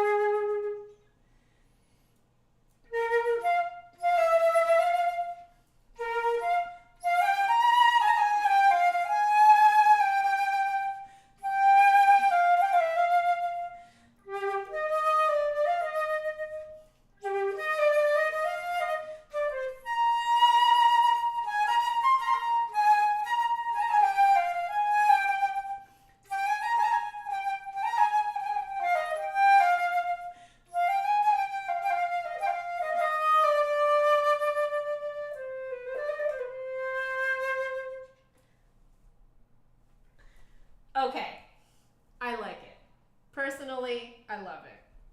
That's a very dangerous thing to say, but I said it. Okay, I said it. Oh my gosh, I opened the door and now it just smells like delicious food in here, and I'm very, very hungry all of a sudden. But I do have time to do one last experimentation, which is what just another flute guy in here is saying. So let me find. Oy. Found it. So this is my original Brandon head joint. See you later, Michael. Thank you so much for joining.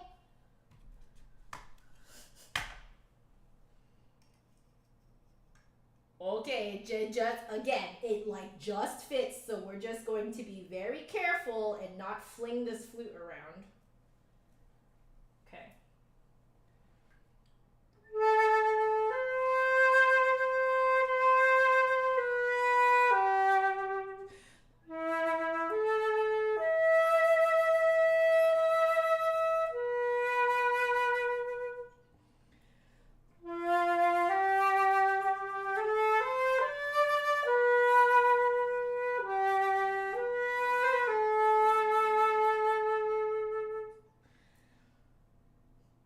I like it. It's rounder, you know?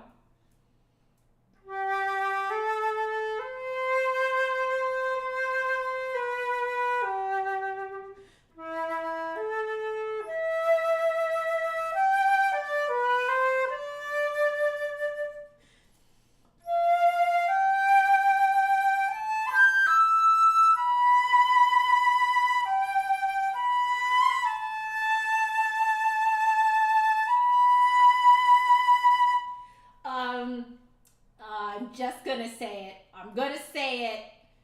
This works better on this flute than it does on the original body. Yeah, it does.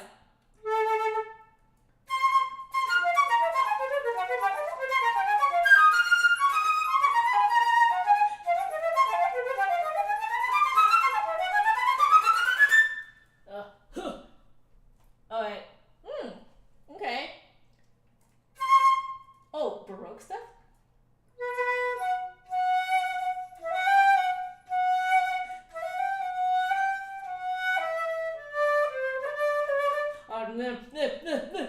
Okay.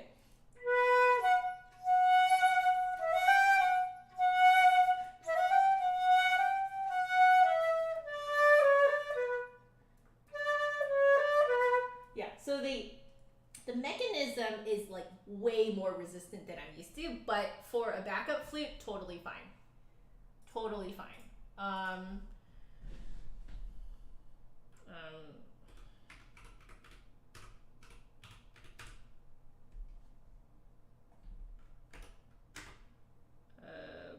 Bach. So Bach Sonata in B minor. That's my absolute favorite one, guys.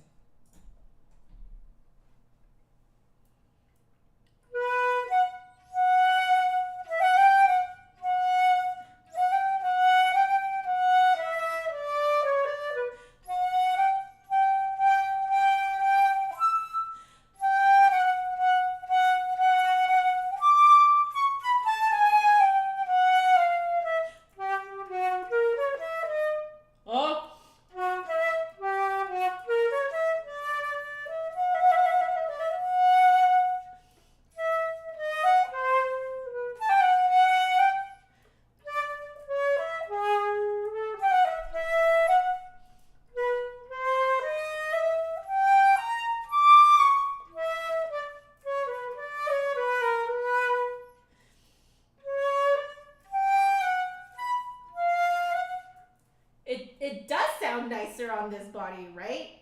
Right, Jenny? Right? Yeah. That is actually insane. Okay, if I were to do a faster bit though.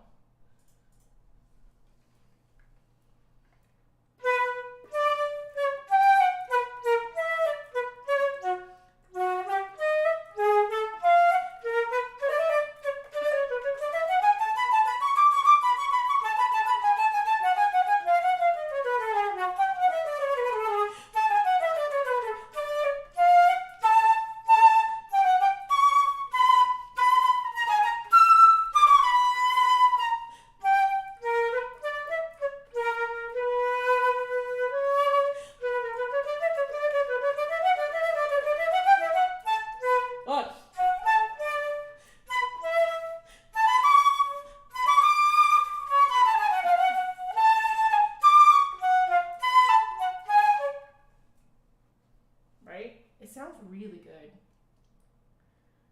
I think it'll sound even better if it seals. Wow. Wow.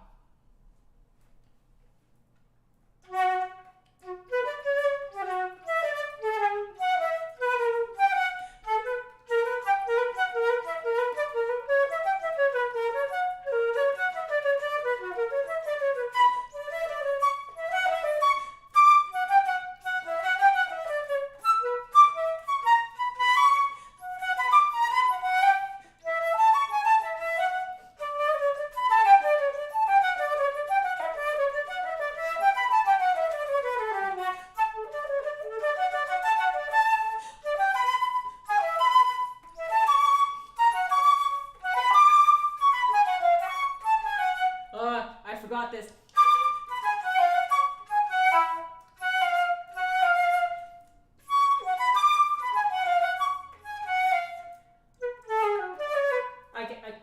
I really like this combo. I really like this combo. But I do want to see how it plays on the original hit joint.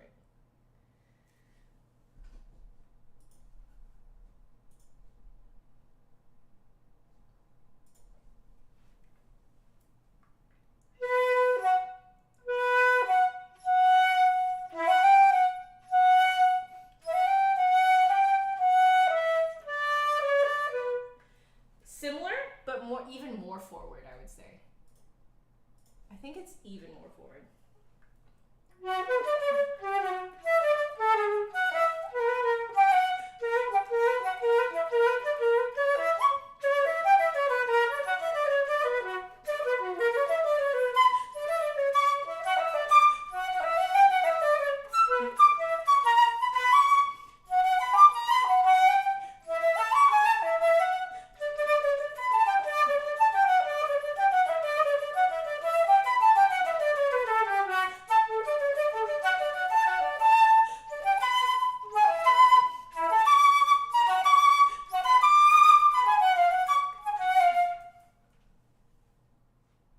Yeah. So, if you are a very forward player, you will like this. If you play more in the back of your mouth, you will hate this. I'm just putting it out there, okay? So, I'm a very forward player, so that's why it sounds really good on me. Dang. Then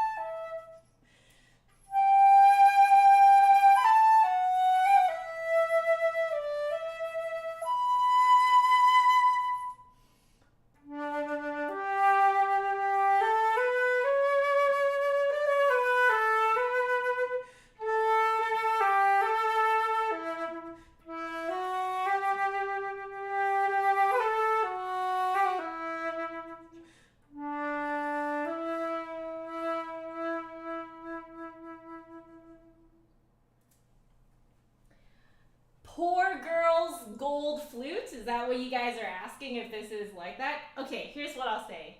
It's not as warm. It's not as warm and it's not as round. So if you're looking for round and warm, I doubt this will give it to you. But what this will give you is a very, very forward playing and blendability. I find that copper for me gives me the ability to sound like whatever I want. So I guess partially because it is so soft, you know? So like I can make this sound however, like I have a lot of tone color range. So if you want tone color range, I feel that copper really gives that, at least to me.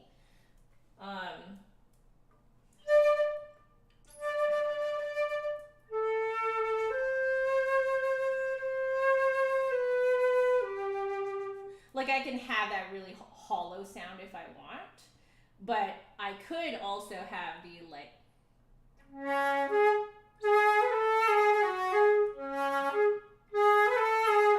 Like you can have that reedy sound if you want. Does that make sense, guys? Like it's, copper to me gives flexibility. So it's like ultimate flexibility. You can bend the sound to however you want. But if you want specifically the mellow roundness, pretty much only gold will give that to you. Yeah, it's a very wide palette. Yeah, exactly. It's flexible. So some people hate flexibility. That's the thing, okay? And that's totally fine. It's completely up to whatever it is you need a flute for and whatever you're playing. But yeah.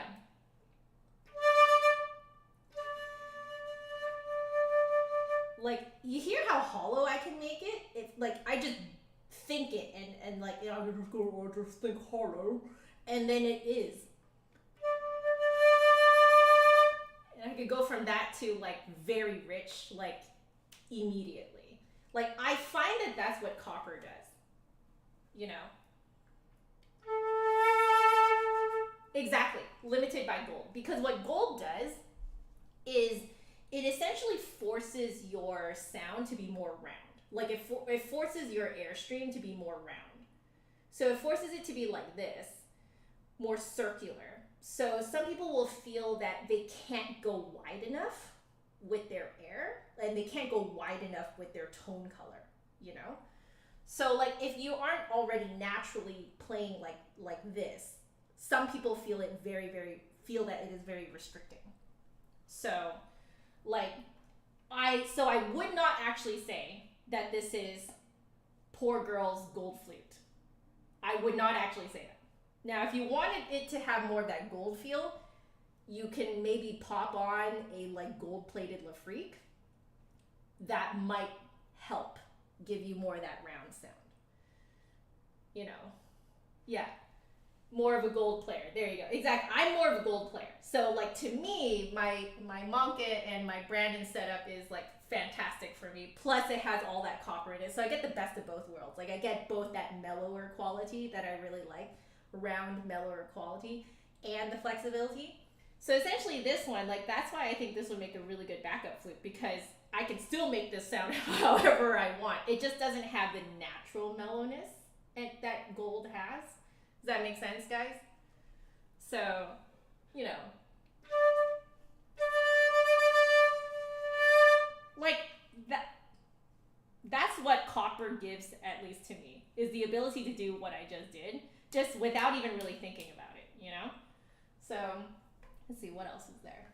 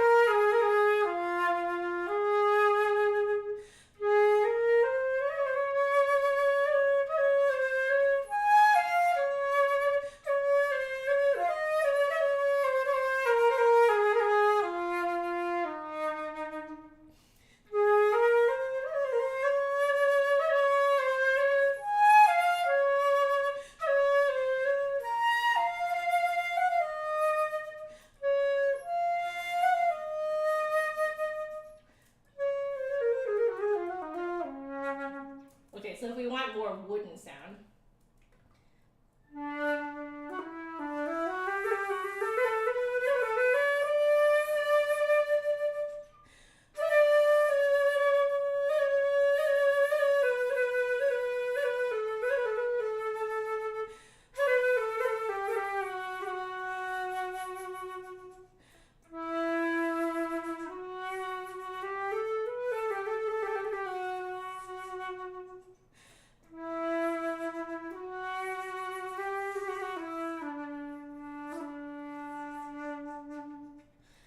So it's not as wooden as I want it to be, but it's like almost there, you know?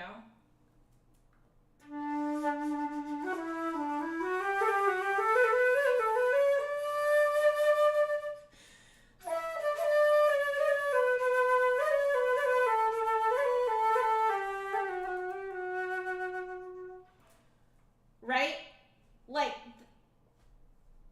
it's nice to be able to just kind of make it sound the way you want it, you know?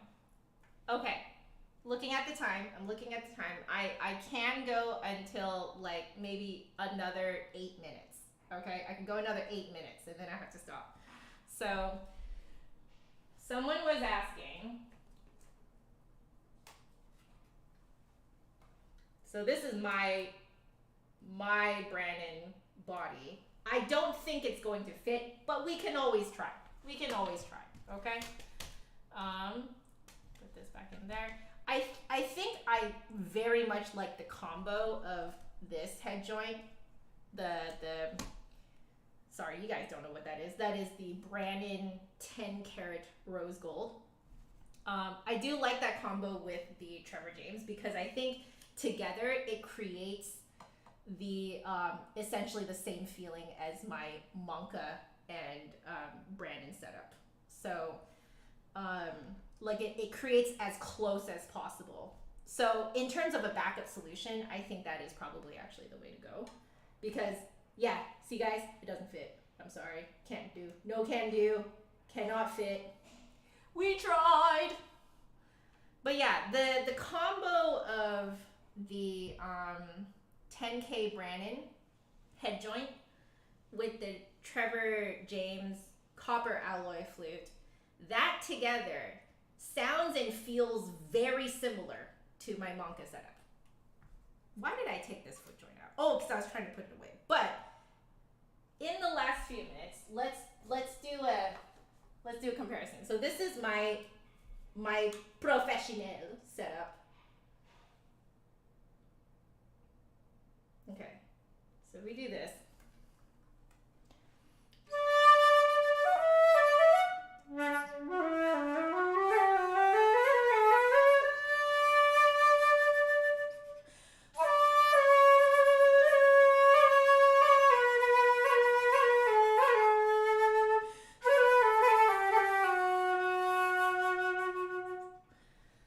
Okay, I'm still more in love with this flute. You know, I don't think that's a surprise. Okay, so there's that. We'll do.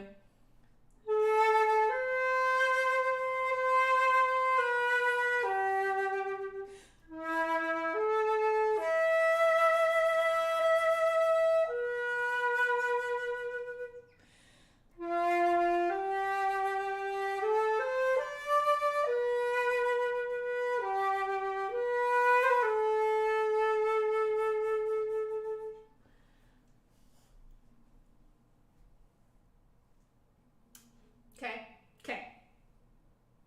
That is that. I need to get out a student made this for me. It's a little desktop flute pad. So we'll put that there. So if we immediately compare with this,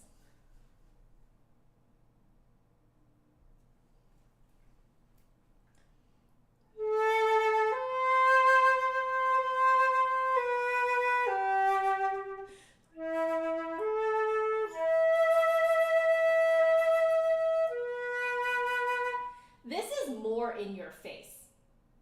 Do you guys agree? Like this one is more in your face. It's nice, but it's like a little different.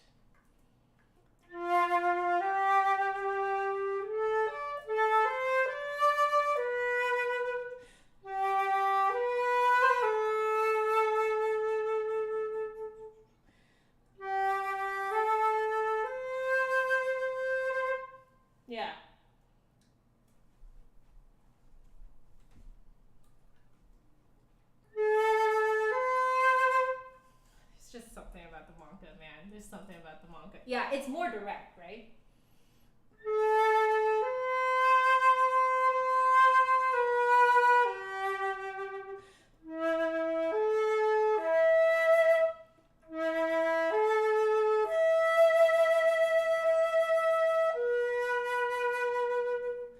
Yeah, so I think the only thing I lose is the wooden quality, right? It's like less wood, more in your face, I would say.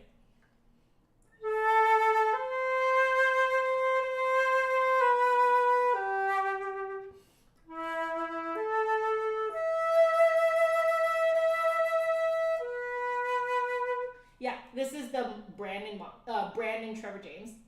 The other one is Monka Brandon.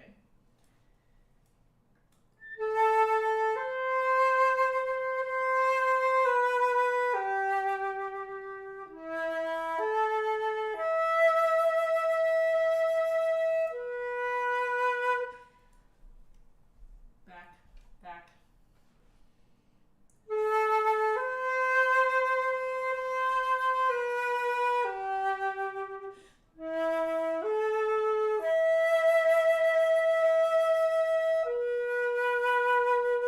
Yeah, so you lose the wooden quality, as just another flute guy is saying. Yeah, it's more direct and metallic. Like this one is way more direct and metallic.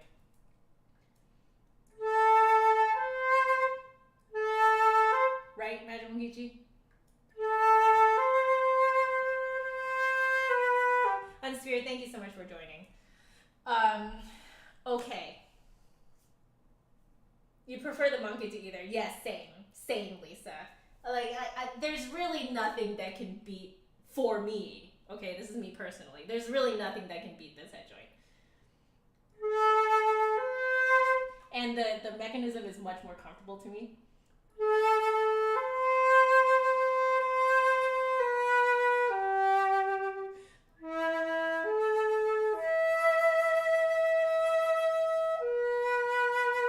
Wow, someone noticed that there are no oh, it's you, Nicholas.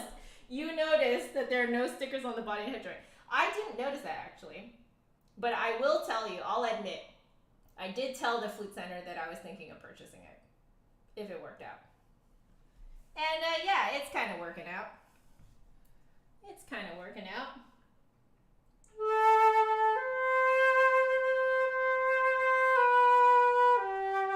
So I would have to work a little harder to get that slightly more wooden sound. But it's possible, you know?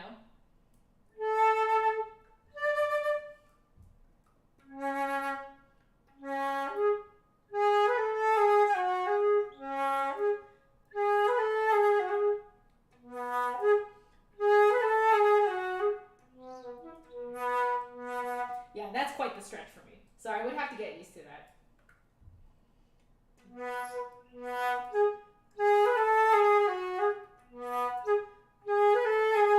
Hey, Team Monka, Lisa, you also have a Monka. Yeah, it's hard to pass up, man. Like, cause Monka just like creates so many different like, you know, configurations of like different metals and woods combined together that like he can really create something that matches, you know, each of us uniquely.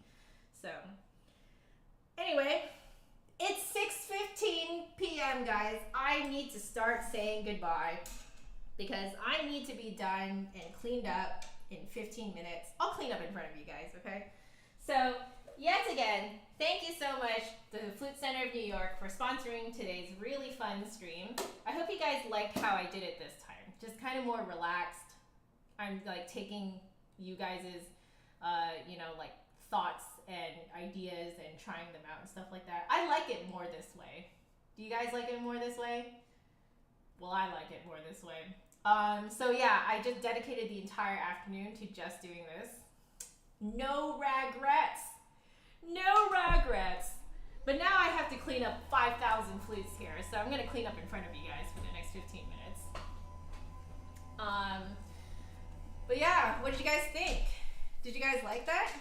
Yes, thank you, Flute Center. Also, for those of you guys, oh wow, I'm not even using the right microphone. There we go. So for those of you guys who were not here at the beginning of the stream, I do have a very special announcement, and it is that if you look at the pinned message in the chat, I have been invited to teach as a professor at the Interharmony International Music Festival that is happening in Italy. I'm in the first session, Italy 1, July 4th to 16th. So if you can make it out, I would love to teach you. Please, please, please make it out. Let me teach you.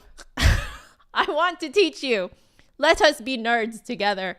It will essentially be the best parts of music school, rehearsals, practicing, lessons, masterclasses, seminars, you know, just generally being a music flute nerd, okay? It's the best parts of music school with vacation. They're actually excursions that we get to go on too. So all that, and we get to hang out. So, you know, please, please, please, please come. I would love to teach y'all, okay? And like, you know, when you apply, ask to be in my studio. Okay? Thanks, guys. Thanks, guys. You guys are so sweet. Thank you. But yes, I do need to, like, you know, guys, I used to just do this off camera. But you know what? No. We're doing this on camera. So you guys can see just how much cleaning goes into this. Okay? All right. My head joint, done. Now, we shall do, by the way, I guess I should go to this screen. There we go. Let's go to this screen. Now I have to do my flute. So we will do this. Yeah. Oh, you're welcome.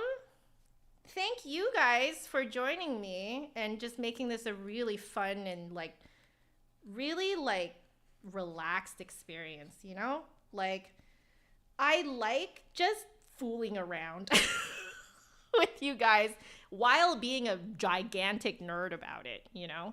We figured out these Guo flutes. You know, figured out the fact that I'm probably, you know, 95% certain that I'm going to purchase this Trevor James flute as my backup flute, you know. So it's a good time. I like doing it this way. I think I'm going to do it this way from now on. Like, I'm just going to dedicate an entire afternoon to just being a freaking insane, huge nerd with you guys.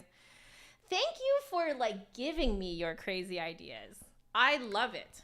I love it. Imagine working at Flute Center after a trial. Yes. Those people are cleaning flutes literally all day. Okay? Like when I was there, you know, and I was like, they were like giving me all these flutes to try. They're just like constantly cleaning them afterwards. And I was like, oh my gosh. Just insane. Absolutely insane. At least the nice part is that cleaning up flutes, as you can see, it's not that bad. Like it's a lot, but it's, you know, like once you kind of get into the groove of it, it's not too bad. It asks for audition tapes. It's fine. Do it. Just do some audition. Just play something. Really, it's that they just want to make sure that you can play. You know, yeah, just and request to get into my studio. But yeah, I would love to have you there because I could just teach you in person. Totally good with that. It generally, like, I would say it is generally for more seasoned players, but honestly, I'm open to just anyone because like, when else am I going to teach you in person? Yeah. Let's see. Steven, really, Steven? One of the employees at Interharmony graduated from your university? That's fantastic. Yeah, Interharmony is great. They like it what kind of, for me, it seemed to kind of come out of nowhere because I hadn't actually heard of them until last year. So, you know, will I put my original brand and head joint with this as my backup? Probably, if I'm being completely honest with you guys. However, what I can say is I do like how this feels like a more flexible silver flute. So if ever I wanted to like have more of that silver sound, pop this Trevor James head joint on. You know what I mean? Like I think that would be really cool. So, and just to keep things you know, like, because I don't want to put my brand in head joint with this like permanently, because I want it to be able to still fit into my Brannon body. So I think I will just use some plumber's tape and just put that on whenever I use it with the Trevor James. I'm talking about it as if I already bought this thing. That is really dangerous, guys. That is very dangerous. Oh, not Interharmony Flute Center? Oh, I'm sorry.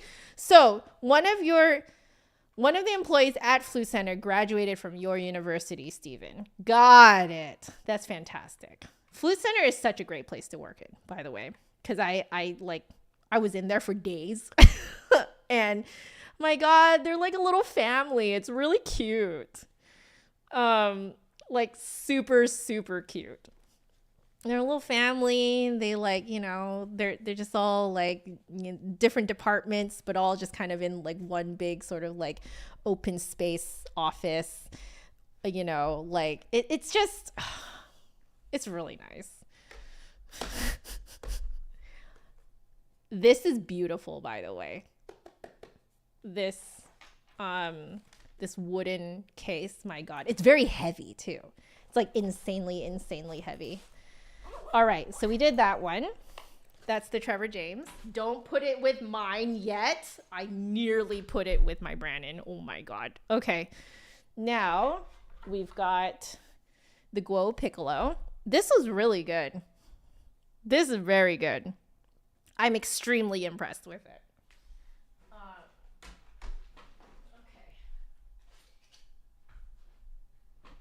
Got my piccolo swab, so we can just do this nice and easy.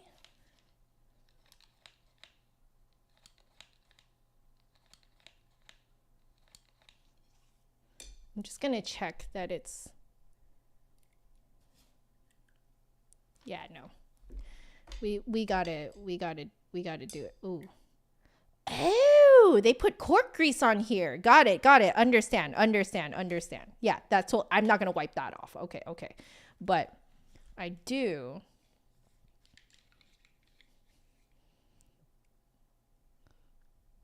Is that just the wood grain in there? Or am I actually that slobbery in here? I believe that's just the wood grain. I think that's just the wood grain. Okay. It's like making me think that I just left a whole bunch of slobber out there. You were impressed with the piccolo? Yeah, I'm very impressed with this piccolo. I understand the price point. For how it sounds, this price point is actually pretty low. I'm just telling you guys. This price point is very low for the way that this thing sounds. So if y'all are thinking of getting a piccolo that you don't have to do much maintenance on, they're pretty good. Pretty darn good. Okay, there's that. So that is now clean. And then we will clean this giant one. Let's use their giant cleaning rod. I think this is basically a bass flute cleaning rod. Okay. So we'll use that, but we'll use our thing. All right. Does this come off? It does. Perfect. I think it'll be easier to clean this like this. How are we doing on time? Not bad. It's not slobber. It's condensation. You're curious now how often your professor changes her tape on her platinum Powell head. Oh, does she also just use like plumber's tape? Because maybe she doesn't want it like permanently like stretched, right, to fit that flute.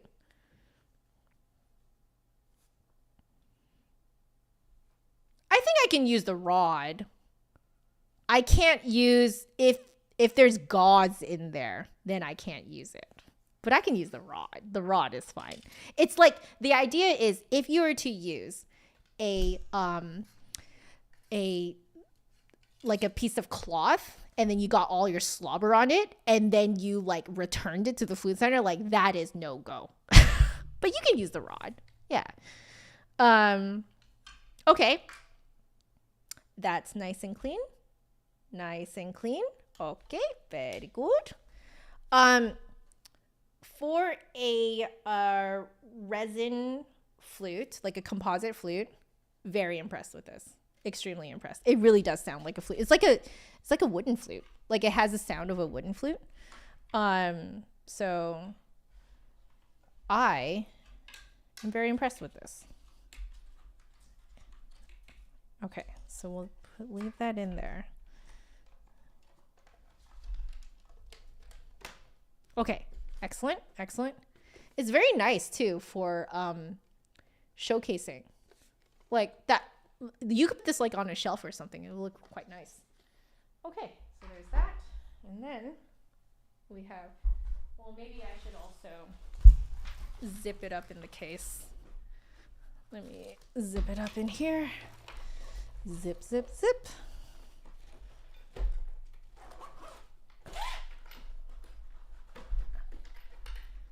It's very cool how the case is also clear. Like the zip case is also clear so you can see it. Very, very interesting. I really like that design. And then this is the piccolo one. So let's put the piccolo one in here. Very nice case for it too. I'm also very impressed with the cases from Guo. All right, bass flute now. Bass flute, bass flute. So, time to put this away. Putting on my condensation covered cloth. I suppose so. I didn't quite think of that. I hope the flute center will be okay with that. Okay. Now this one, I do have to use their rod because my rods are, my cleaning rods are not long enough for this. So, here we go. Okay.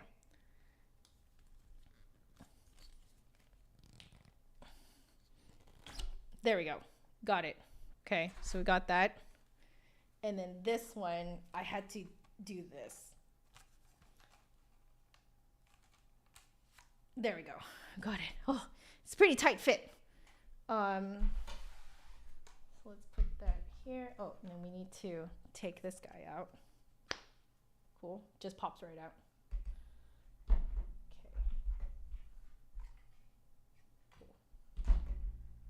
Okay, there. That's so freaking dangerous. I am actually really tempted. I'm just gonna, oh, you know what? I'll be honest with you guys, okay? I'll be completely honest with you guys. I'm kind of thinking of, like, even if I return this, it may be one of those things that I never forget. But I am very, very tempted. I'm extremely tempted. Part of the temptation is knowing that it is composite. And so, like, you know, in terms of caring for it, there's not much maintenance. I'm like extremely tempted. This is terrible, guys. This is absolutely freaking terrible. Absolutely terrible.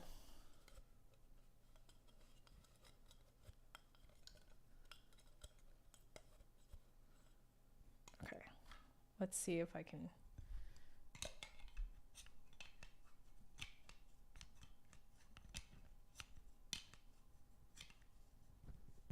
Yes, I got it. Okay. Excellent. Excellent. I did it.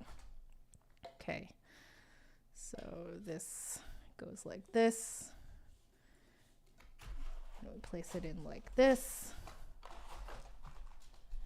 I believe there was this little guy in here.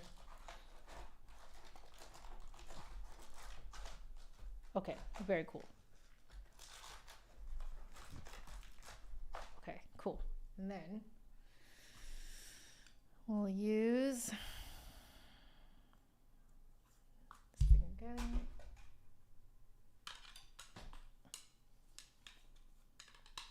It's so funny how huge this thing is. What are you guys saying? John, we need to talk. You know. Yeah, you know what? I might actually have to have that conversation. Which way does it go? Which way does it go? Does it go this way or does it go this way? Oh, yes, it goes this way. Yeah, there's a little divots for the keys. Okay. Very cool. And then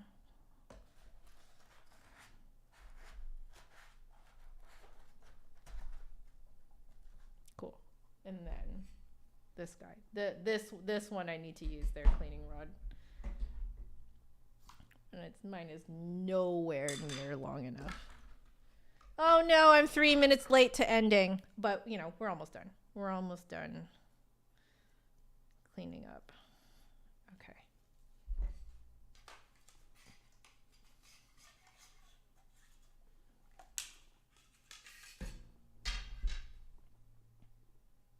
Okay. How is this? Is it nice and... Is this nice and dry? It's so comically large. Okay. Okay. In it goes. And the rod needs to go in here as well.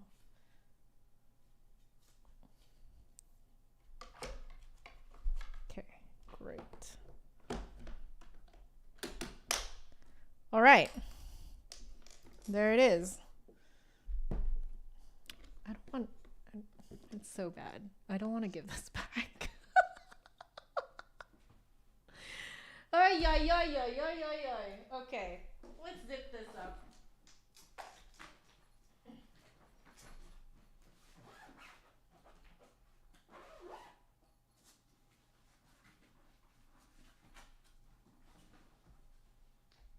All right. Yes, night flutes. Good night, flutes. It was so nice. Okay, I'm just going to. All right, this is terrible. I can't believe I'm actually doing this, but I'm going to set aside the Trevor James and the bass flute. I've set them aside. So anyway, there it is. You guys. Ooh, you're auditioning for grad school next week. All the best, Steven. All the best. You got this.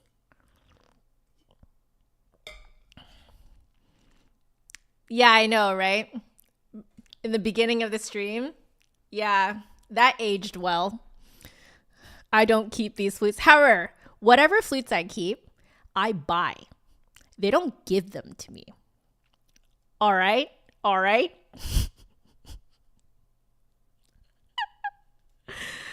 Oh, you guys. All right. Plumber tape is a life changer. All right. Noted. I also need to buy mounting tape because I need to put my my Woodifies back on. All right. So again, if you guys want me to teach you in person for 2 weeks in July, head on over to Interharmonies. Interharmony's website. So this is for the Interharmony International Music Festival, held in Italy. And so go there, apply, submit a little video, or I think it's a little like recording or something of you playing so that they know how you play.